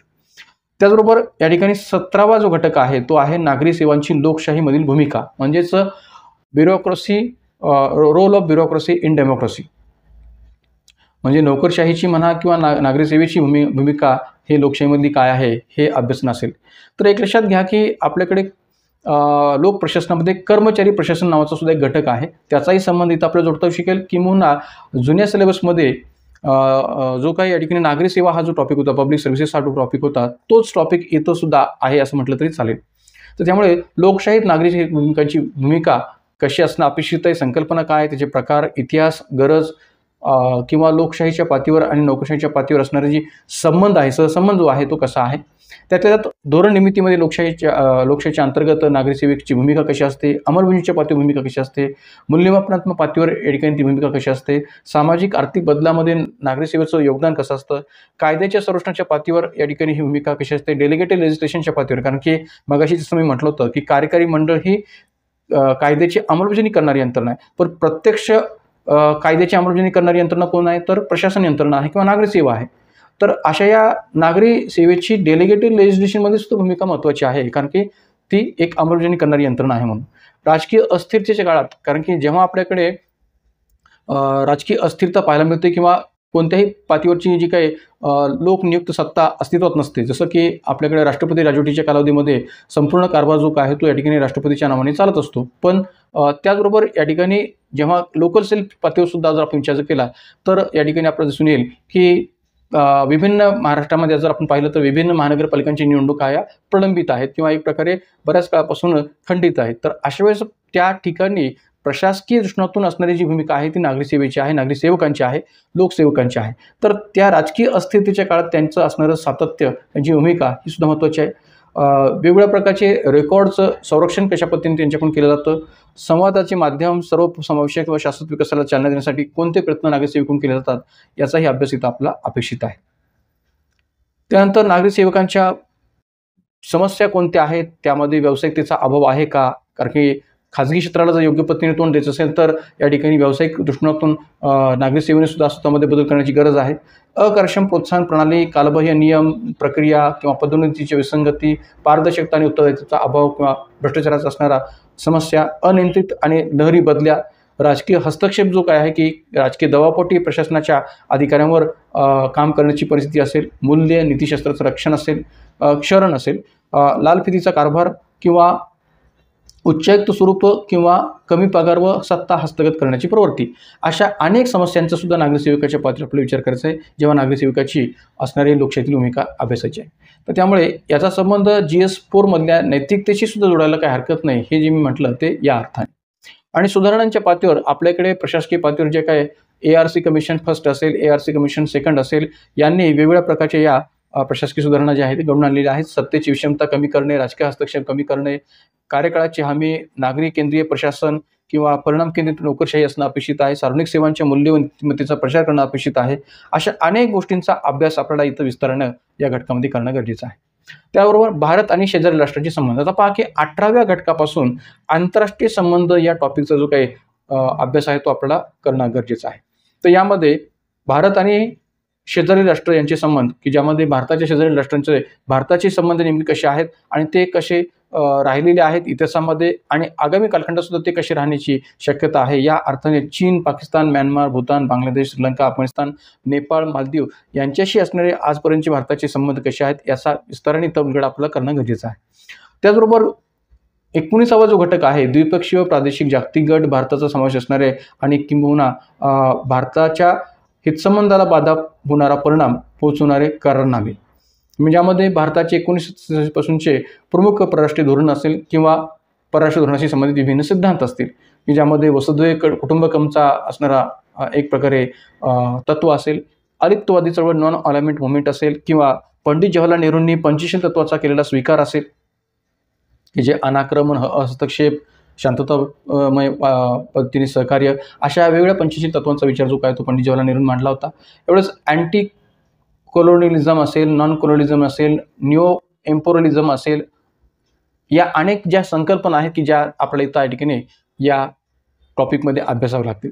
त्याचबरोबर आण्विक सिद्धांत, कारण की एक लक्षात घ्या की आपल्याकडे जो काही अणु ऊर्जेचा विचार जो काय आहे तो मांडला गेलेला आहे किंवा आण्विक शक्तीचा जो काय आपण विचार मांडलेला आहे तो भले इंदिरा गांधी सरकारच्या कालखंडात मांडलेला असेल किंवा अटल बिहारी वाजपेयींच्या कालखंडात मांडलेला असेल, तर तो कोणत्या हेतूने मांडला गेलेला आहे, कोणत्या पद्धतीने या ठिकाणी त्याचा विचार केलेला आहे, त्या अर्थाने असणारा आण्विक सिद्धांत. त्याचबरोबर या ठिकाणी परराष्ट्र धोरणाच्या पातळीवर जर विचार केला तर या ठिकाणी विभिन्न पंतप्रधानांच्या कालखंडामध्ये जे जे सिद्धांत विकसित होत गेले, जसं इंदर कुमार गुजराल के जे भारताच्या सुवर्ण 30 वर्षातले पंतप्रधान होते, त्यांच्या कालखंडात साधारणपणे तरंग सिद्धांत किंवा गुजराल सिद्धांत जो काय तो अधिकाधिक विकसित होत गेला. नेमका हा तरंग सिद्धांत काय आहे किंवा त्याचा कोणकोणत्या घटकाशी संबंध आहे याचा उलगडा तिथं आपल्याला या टॉपिकमध्ये करावा लागेल. त्याचबरोबर लुक ईस्ट पॉलिसी, की जी सर्वप्रथम 1991 ते 96 या कालखंडामध्ये PV नरसिंहराव या पंतप्रधानांनी राबवली गेली होती. नंतर त्याचा विस्तार पुढे डॉक्टर मनमोहन सिंग सरकारच्या कालखंडात सुद्धा केला गेलेला होता. त्याचबरोबर ॲक्ट ईस्ट व थिंक वेस्ट, म्हणजे जेव्हापासून 2014 पासून नरेंद्र मोदी हे सत्तेवर आले तेव्हापासून या ठिकाणी परराष्ट्र धोरणाच्या पातळीवर अधिक चांगलं कार्य जे काय ते नरेंद्र मोदी सरकारच्या माध्यमातून झालेलं आपल्याला पाहायला मिळतं. त्यामध्ये लुक ईस्ट आणि ॲक्ट ईस्ट आणि थिंक वेस्टची पॉलिसी महत्त्वपूर्ण ठरते. त्यात नेबरहूड फर्स्ट हे धोरण जे आहे ते नरेंद्र मोदी सरकारच्या कालखंडात अधिकाधिक प्रचलित झालेलं आहे, अधिकाधिक प्रसिद्धीस आलेला आहे किंवा त्याचा अधिकाधिक वापर नरेंद्र मोदी यांनी केलेला आहे. तर त्यामुळे भलेही नरेंद्र मोदी यांच्या सरकारला इतर कोणत्या प्रशासकीय पातळीवर अधिकाधिक गुण मिळत नसले तरी परराष्ट्र धोरणाच्या पातळीवर या ठिकाणी नरेंद्र मोदी यांचं कार्य हे अधिकाधिक चांगलं राहिलेलं आहे हे म्हणायला काही हरकत नाही, ज्यामध्ये ॲक्ट ईस्ट आणि थिंक वेस्ट किंवा नेबरहूड फर्स्ट या धोरणाचा अधिकाधिक विचार आपल्याला करता शकतो, विशेषतः परराष्ट्र धोरणाच्या दृष्टीने. त्याचबरोबर कनेक्ट सेंट्रल एशिया, वॅक्सिन डिप्लोमॅसी, द्विपक्षीय संबंधांच्या पातळीवर USA, रशिया, जपान, मध्य आशियाई देश, पश्चिम आशियाई देश, आफ्रिकन देश, ऑस्ट्रेलिया, न्यूझीलंड, युरोपियन युनियन देश आणि लॅटिन अमेरिकन देश असतील, पॅसिफिक देश असतील, असे वेगवेगळ्या देशांशी असणारे द्विपक्षीय संबंध भारताच्या पातळीवर कसे राहिलेले आहेत किंवा या ठिकाणी विभिन्न संघटनांच्या पातळीवर हे संबंध नेमके कसे राहिलेले आहेत, म्हणजे यामध्ये प्रादेशिक किंवा जागतिक गट आहेत की ज्यामध्ये सार्क आहे, ब्रिक्स आहे किंवा BCIM असेल किंवा एक प्रकारे इतर जे काही संघटनात्मक पातळीवर असणारे आंतरराष्ट्रीय जागतिक गट आहेत त्यांचाही संदर्भ आपल्या इथं देता येऊ शकतो. त्यामुळे हे सर्व घटक आपण इथं अभ्यासले पाहिजेत जेव्हा आपण या ठिकाणी या 18व्या घटकाचा विचार 19व्या घटकाचा विचार जो काय तो करतोय तेव्हा. तर त्यामुळे हे अनेक जे काही जागतिक गट आहेत, प्रादेशिक गट आहेत, याचा आपण अभ्यास करणं हे गरजेचं आहे. ज्यांची नावं मी इथं विस्ताराने इथे दिलेली आहेत, आपण ते पाहू शकता. त्यानंतर 20वा जो घटक आहे कोणता, तर एक प्रकारे विकसित व विकसनशील देशांच्या धोरणांचा व राजकारणाचा भारताच्या हितसंबंधावर होणारा परिणाम, भारतीय देशांतरीत जनसमूह. तर आता पहा की जागतिक पातळीवर जर अनेक पाहिलं तर विकसित पण देश आहेत, विकसनशील पण देश आहेत आणि ज्यांच्या धोरणांचा किंवा राजकारणाचा भारताच्या हितसंबंधावर परिणाम होऊ शकतो. विशेषतः आपण अलीकडच्या कालखंडाचा विचार केला तर जेव्हापासून डोनाल्ड ट्रम्प हे सत्तेवर आलेले आहेत अमेरिकेमध्ये, तेव्हापासून अनेक वेगवेगळ्या प्रकारचे प्रश्न जे काय ते जागतिक पातळीवर उपस्थित होत चाललेले आहेत. मग ते रशिया युक्रेन युद्धाच्या दृष्टीने असतील किंवा या ठिकाणी भारताच्या पातळीवरचे आयात शुल्काच्या पातळीवरचे किंवा आयात शुल्काच्या वाढीच्या पातळीवरचे निर्माण झालेले प्रश्न असतील, जागतिक दृष्टीतून निर्माण झालेले सुद्धा हे प्रश्न असतील आयात शुल्काच्या वाढीच्या दृष्टीने. तर त्यामुळे हे जे काही विभिन्न घटक आहेत की जे इथं आपला अभ्यासणं गरजेचं आहे. ज्यातल्या त्यात चीनचा जो सर्वात मोठा प्रकल्प विचार घेतला होतो, ज्याचा संदर्भ आपला OBORच्या दृष्टीने सांगता येऊ शकतो, वन बेल्ट वन रोड, की ज्याचा संबंध जागतिक पातळीवर अनेक देशांशी जोडला जातो आणि चीनशी सुद्धा जोडला जातो, कारण की चीनचाच हा एक मोठा प्रकल्प ओळखला जातो. त्यानंतर आंतरराष्ट्रीय उत्तर दक्षिण वाहतूक कॉरिडॉर असेल, जागतिक व्यापार युद्ध ज्याला आपण ग्लोबल ट्रेड वॉर असं म्हणू शकतो, कारण की डोनाल्ड ट्रम्प हे सत्तेवर आल्यापासून या जागतिक व्यापार युद्धाला या ठिकाणी अधिक अनुकूल वातावरण तयार झालेलं आहे. जागतिक चलन युद्ध हेही असेल, UN सुधारणा म्हणजे युनायटेड नेशन्सच्या या दृष्टीने असणाऱ्या सुधारणा असतील, WTOच्या सुधारणा असतील, OPECद्वारे तेलाच्या किमतीमध्ये केले जाणारे फेरफार असेल, युक्रेन रशिया युद्ध की जे मागच्या काही कालावधीपासून चालू होतं, ज्याला आपण जागतिक पातळीवर या ठिकाणी महत्त्वपूर्ण पद्धतीने संदर्भ म्हणून घेऊ शकतो. किंवा जसं की डोनाल्ड ट्रम्प सत्तेवर आल्यापासून पुन्हा एकदा H1B व्हिसाचा प्रश्न उपस्थित झालेला आहे किंवा त्या दृष्टीने अमेरिकेचे निर्बंध जे लागू केलेले आहेत किंवा नुकतंच आपल्याकडे अनेक भारतीयांना परत भारतामध्ये पाठवले गेले बेकायदेशीर पद्धतीने अमेरिकेमध्ये राहणाऱ्या नागरिकांना. तर असे हे जे काही संबंध घटक आहेत की जे आपल्याला या टॉपिकमध्ये अभ्यासणं गरजेचं आहे. मग ब्रेक्झिट असेल किंवा इतर अनेक घटक असतील, भारतातील देशांतर जनसमूहाच्या दृष्टीने असणारा घटक असेल, या सगळ्यांचा अभ्यास इथं आपलं करणं गरजेचं आहे. जसं की OCI. आता OCI म्हणजे काय, तर ओव्हरसीज सिटिझनशिप ऑफ इंडिया, भारतीय वंशाच्या लोकांना OCI म्हणून नोंदणी करण्याची परवानगी देणारी योजना की जी आपल्याकडे विचार घेतली गेलेली आहे.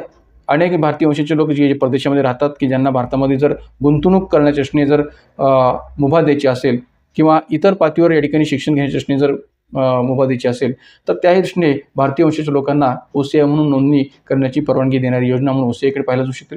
प्रवासी भारतीय दिवस असेल, नो इंडिया प्रोग्राम असेल, दुहेरी राष्ट्रत्वाची भूमिका असेल किंवा एक प्रकारे दुहेरी राष्ट्रत्वाची संकल्पना असेल, किंवा युक्रेन रशियन युद्धाच्या वेळी ऑपरेशन गंगा जे काय आपण राबवलेलं होतं तर तेही असेल की जे युक्रेनमध्ये अडकलेले अनेक भारतीय नागरिक होते त्यांना सही सलामत किंवा सुखरूप भारतामध्ये परत आणण्यासाठी या ठिकाणी ऑपरेशन गंगा हा उपक्रम आपल्याकडे राबवलेला, तो मोहीम आपल्याकडे राबवलेली होती. भारत सरकारचे या सर्व दृष्टीने असणारे विविध उपक्रम की ज्यामध्ये मिनिस्ट्री ऑफ एक्सटर्नल अफेअर्सच्या दृष्टीतून जे उपक्रम आपल्याकडे राबवले जातात त्याकरता या विदेश मंत्रालयाची जी काही वेबसाईट आहे आपण पाहू शकता की ज्यावर विभिन्न प्रकारची माहिती आपल्याला या दृष्टीने उपलब्ध असू शकेल. तर ह्या सर्व घटकांचा विचार या 20व्या घटकामध्ये आपल्याला करावा लागेल. 21वा घटक जो आहे तो म्हणजे महत्त्वाच्या आंतरराष्ट्रीय संस्था, अभिकरणे, मंच, त्यांची रचना व जनादेश. तर आता याच्यामध्ये जास्तीत जास्त करून आपल्याला अभ्यास करावा लागेल तो विभिन्न ज्या काही आपल्या आंतरराष्ट्रीय पातळीच्या संघटना आहेत, मग संयुक्त राष्ट्र संघटना असेल, त्यांच्या विभिन्न संस्था किंवा एजन्सी असतील, वर्ल्ड ट्रेड ऑर्गनायझेशन असेल, वर्ल्ड बँक असेल, IMF ज्याला आपण इंटरनॅशनल मॉनिटरी फंड म्हणू शकतो, वर्ल्ड इकॉनॉमिक फोरम असेल, कॉमनवेल्थ आणि नॅशनल गेम्स या दृष्टीने असणारा संदर्भ असेल.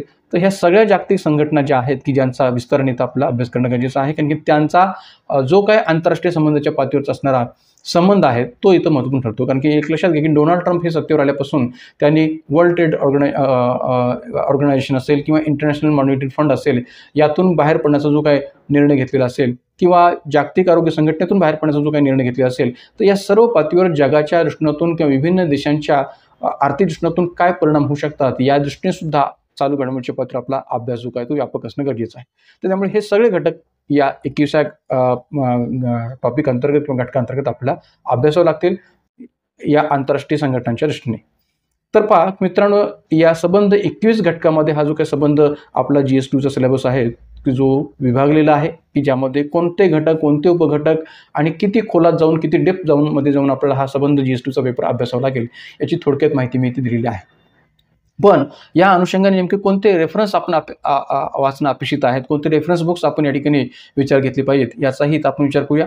तर इथं मी या संबंध GS2च्या पेपरची जी काही विभागणी आहे ती 4 घटकामध्ये केलेली आहे. पहिला घटक जो आहे तो कॉन्स्टिट्यूशन अँड पॉलिटी, की ज्या दृष्टीने संबंध जी काही NCERTची बुक्स आहेत, विशेषतः 11वी 12वीची NCERT बुक्स, इंडियन पॉलिटी जी आपल्याला संदर्भ ग्रंथातून आपल्याला माहिती आहे M. लक्ष्मीकांत यांचा, की जो हिंदी, मराठी, इंग्रजी तिन्ही भाषेमध्ये अवेलेबल आहे.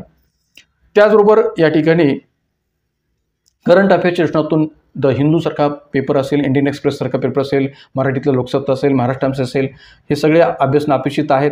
त्याचबरोबर या ठिकाणी यांचं वाचन सतत आपलं असलं पाहिजे, त्याच्या आधारावरचे नोट्स आपण तयार केले असले पाहिजेत. आणि त्याचबरोबर या ठिकाणी जे काय विभिन्न आपल्याकडे आयोग स्थापन झालेले आहेत, जसं प्रथम प्रशासक सुधारणा आयोग असेल, तृतीय प्रशासक सुधारणा आयोग, त्यातल्या सेकंड ॲडमिनिस्ट्रेटिव्ह रिफॉर्म्स कमिशनचा जो काही रिपोर्ट आहे की त्यातल्या लोकल सेल्फ गव्हर्नमेंट संबंधीचा जो काही त्यांनी शिफारशी केलेल्या आहेत त्या आपण विशेष पद्धतीने अभ्यासले पाहिजेत जेव्हा आपण इंडियन पॉलिटीचा अभ्यास करतो.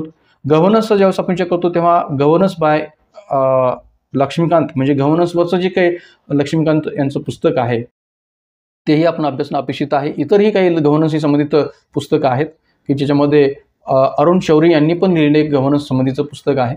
त्याचबरोबर करंट अफेअर्सच्या दृष्टिकोनातून विचार करायचा तर जे काही या गव्हर्नन्सच्या पातळीवरचे करंट अफेअर्स आहेत ते आपण अभ्यासले पाहिजेत प्रशासनाच्या पातळीवरचे.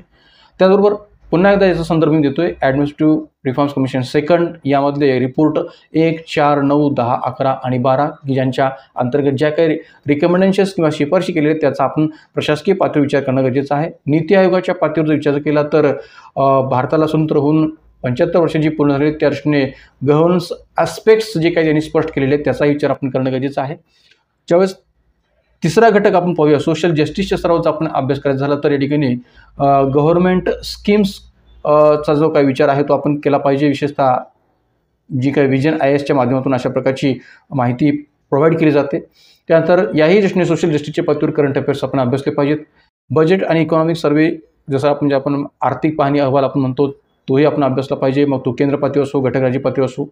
नीती आयोगाच्या पातळीवरच्या सुद्धा जे काही 3 इयर ॲक्शन अजेंडा समरी जी असते जी प्रकाशित केली जाते ती पण आपण अभ्यासली पाहिजे. इंटरनॅशनल रिलेशन्सचा जेव्हा आपण विचार करतो तेव्हा या ठिकाणी 2 महत्त्वपूर्ण पुस्तकांचा संदर्भ मी देईन, विशेषतः मराठीच्या अंतर्गत आंतरराष्ट्रीय संबंध शैलेंद्र देवळांकर आणि भारतीय परराष्ट्र धोरण शैलेंद्र देवळांकर. आणि या अनुषंगाने असणारे जे काही करंट अफेअर्स रिलेटेड विभिन्न प्रकारचं वाचन आहे विभिन्न पेपर्समधलं, मग ते हिंदूमधलं असेल किंवा लोकसत्तामधलं असेल, तेही आपण वारंवार वाचलं पाहिजे. पण जेव्हा या ठिकाणी आपण मराठी संदर्भ ग्रंथसूचीचा विचार करतो तेव्हा या ठिकाणी मी ही संदर्भ ग्रंथसूची खूप मोठ्या पद्धतीने दिलेली आहे. भारतीय राज्यव्यवस्था लक्ष्मीकांत असेल, आपले संविधान सुभाष कश्यप असेल, आपली संसद सुभाष कश्यप असेल, भारतीय राज्यघटना राजकारण ची घांगरेकर असेल, भारतीय शासन व राजकारण B.V. पाटील असेल, भारतीय राज्यघटना व राजकारण र. वराडकर असेल, संविधान व राजकारण स्मिता जोशी, श्रीराम माहेश्वरी यांचं भारतीय प्रशासन हे पुस्तक असेल. तर असे जी काही विभिन्न जी काही या ठिकाणी मोठी यादी जी दिलेली आहे मराठी संदर्भ ग्रंथसूचीची ती पण आपण विचारात घेऊ शकता, कारण की बहुतांश विद्यार्थ्यांना मराठी ग्रंथसूची जी काय आहे ती माहिती असतेच अशातला भाग नाही आहे. पण मी या ठिकाणी ती विस्तृत पद्धतीने देण्याचा प्रयत्न केलेला आहे आणि काही इंग्रजी संदर्भ ग्रंथसूचीचाही संदर्भ मी दिलेला आहे. तर मित्रांनो एक लक्षात घ्या की इथं या GSच्या पेपरचा अभ्यास करत असताना एक महत्त्वाची गोष्ट मी इथं सांगू इच्छितोय, मग कोणताही GS असो, की या ठिकाणी या पेपर्सचा अभ्यास करत असताना मग वैकल्पिक विषयांचा सुद्धा अभ्यास करत असताना आपण एक महत्त्वाची गोष्ट लक्षात ठेवली पाहिजे, ती म्हणजे कोणती, की आपण अधिकाधिक सराव केला पाहिजे, लिहिण्याचा सराव आपला अधिकाधिक असला पाहिजे. की कोणत्याही घटकावरची माहिती आपण शॉर्ट नोट्स स्वरूपात कशी काढू शकतो, एखाद्या विशिष्ट A4 साईजच्या पेपरवर आपण कशी ती बसू शकतो, ती या ठिकाणी आपण प्रॅक्टिस केली पाहिजे. याकरता मी असं म्हणेन की या ठिकाणी शॉर्ट नोट्स तयार करा. मोठ्या नोट्स तयार करण्यापेक्षा शॉर्ट नोट्स तयार करण्यावर अधिकाधिक भर द्या. का तर या ठिकाणी शॉर्ट नोट्स हे आपल्याला कमीत कमी शब्दामध्ये अधिकाधिक उत्तर लिहिण्यासाठी फायदेशीर ठरू शकतात. तर त्यामुळे या पद्धतीने आपण या ठिकाणी या शॉर्ट नोट्स जर तयार केल्या तर निश्चितच आपल्याला लिहिण्याचा सराव होईल, प्रश्नांची कमी शब्दात कशी उत्तर लिहायची याचाही सराव होईल आणि एकंदरीत या ठिकाणी ह्या जे काही वर्णनात्मक स्वरूप आहे ते लक्षात यायला समजून घ्यायला अधिकाधिक सोयीस्कर ठरू शकेल. तर त्यामुळे आजच्या या व्हिडिओमध्ये या ठिकाणी ह्या संबंध 21 घटकांच्या दृष्टिकोनातून जी काही विस्तृत माहिती किंवा विस्तृत विश्लेषण जे अभ्यासक्रमाचं मी घडून आणलेलं आहे ते आपण निश्चितच या ठिकाणी आगामी कालखंडामध्ये अभ्यास करत असताना अवलंबावं किंवा या सगळ्या घटका आणि उपघटकांचा विचार करून आपला अभ्यास असावा असं या ठिकाणी मी इथं अपेक्षित धरतो. तर मित्रांनो एक लक्षात घ्या की हा व्हिडिओ अभ्यासक्रमाचं विश्लेषण करत असताना जरी विस्तृत पद्धतीने मी सांगण्याचा प्रयत्न केला असला तरी याच्यामध्ये अनेक गोष्टी अशा आहेत की ज्या आपल्याला किमान पातळीवर माहिती असल्या पाहिजेत आणि काही गोष्टी अशा आहेत की ज्या कमाल पातळीवर किंवा अधिकाधिक पातळीवर या ठिकाणी त्याचा आपला अभ्यास असला पाहिजे. त्यामुळे सर्वच घटक याच्यातले अभ्यासलेच पाहिजेत असं मी म्हणणार नाही, पण किमान पातळीवर तरी या ठिकाणी त्याची ओळख तरी आपली असली पाहिजे, त्याच्याविषयी आपली माहिती तरी असली पाहिजे, त्याविषयीचं आपलं वाचन तरी असलं पाहिजे. तर त्यामुळे या सर्व अर्थाने हा संबंध जो काही सिलेबस किंवा अभ्यासक्रम विश्लेषण आहे ते मी घडून आलेलं आहे. निश्चितच आपल्याला हा संबंध व्हिडिओ जो काही तो फायदेशीर ठरेल आगामी मुख्य परीक्षेची तयारी करत असताना.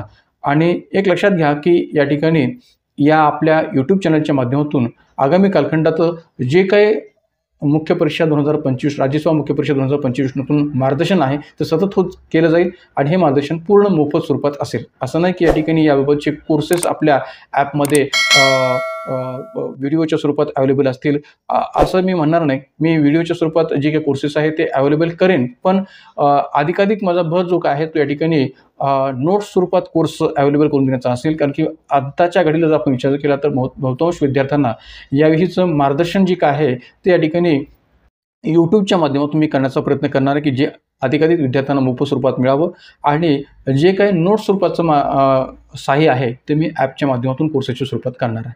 तर त्यामुळे आगामी कालखंडात आपण या ठिकाणी या आपल्या यूट्यूब चॅनलच्या माध्यमातून अनेक आपल्या GS2च्या असेल किंवा वैकल्पिक विषय लोकप्रशासनविषयीचं मार्गदर्शन असेल ते मोफत स्वरूपात आपल्या यूट्यूब चॅनलच्या माध्यमातून प्राप्त करू शकता.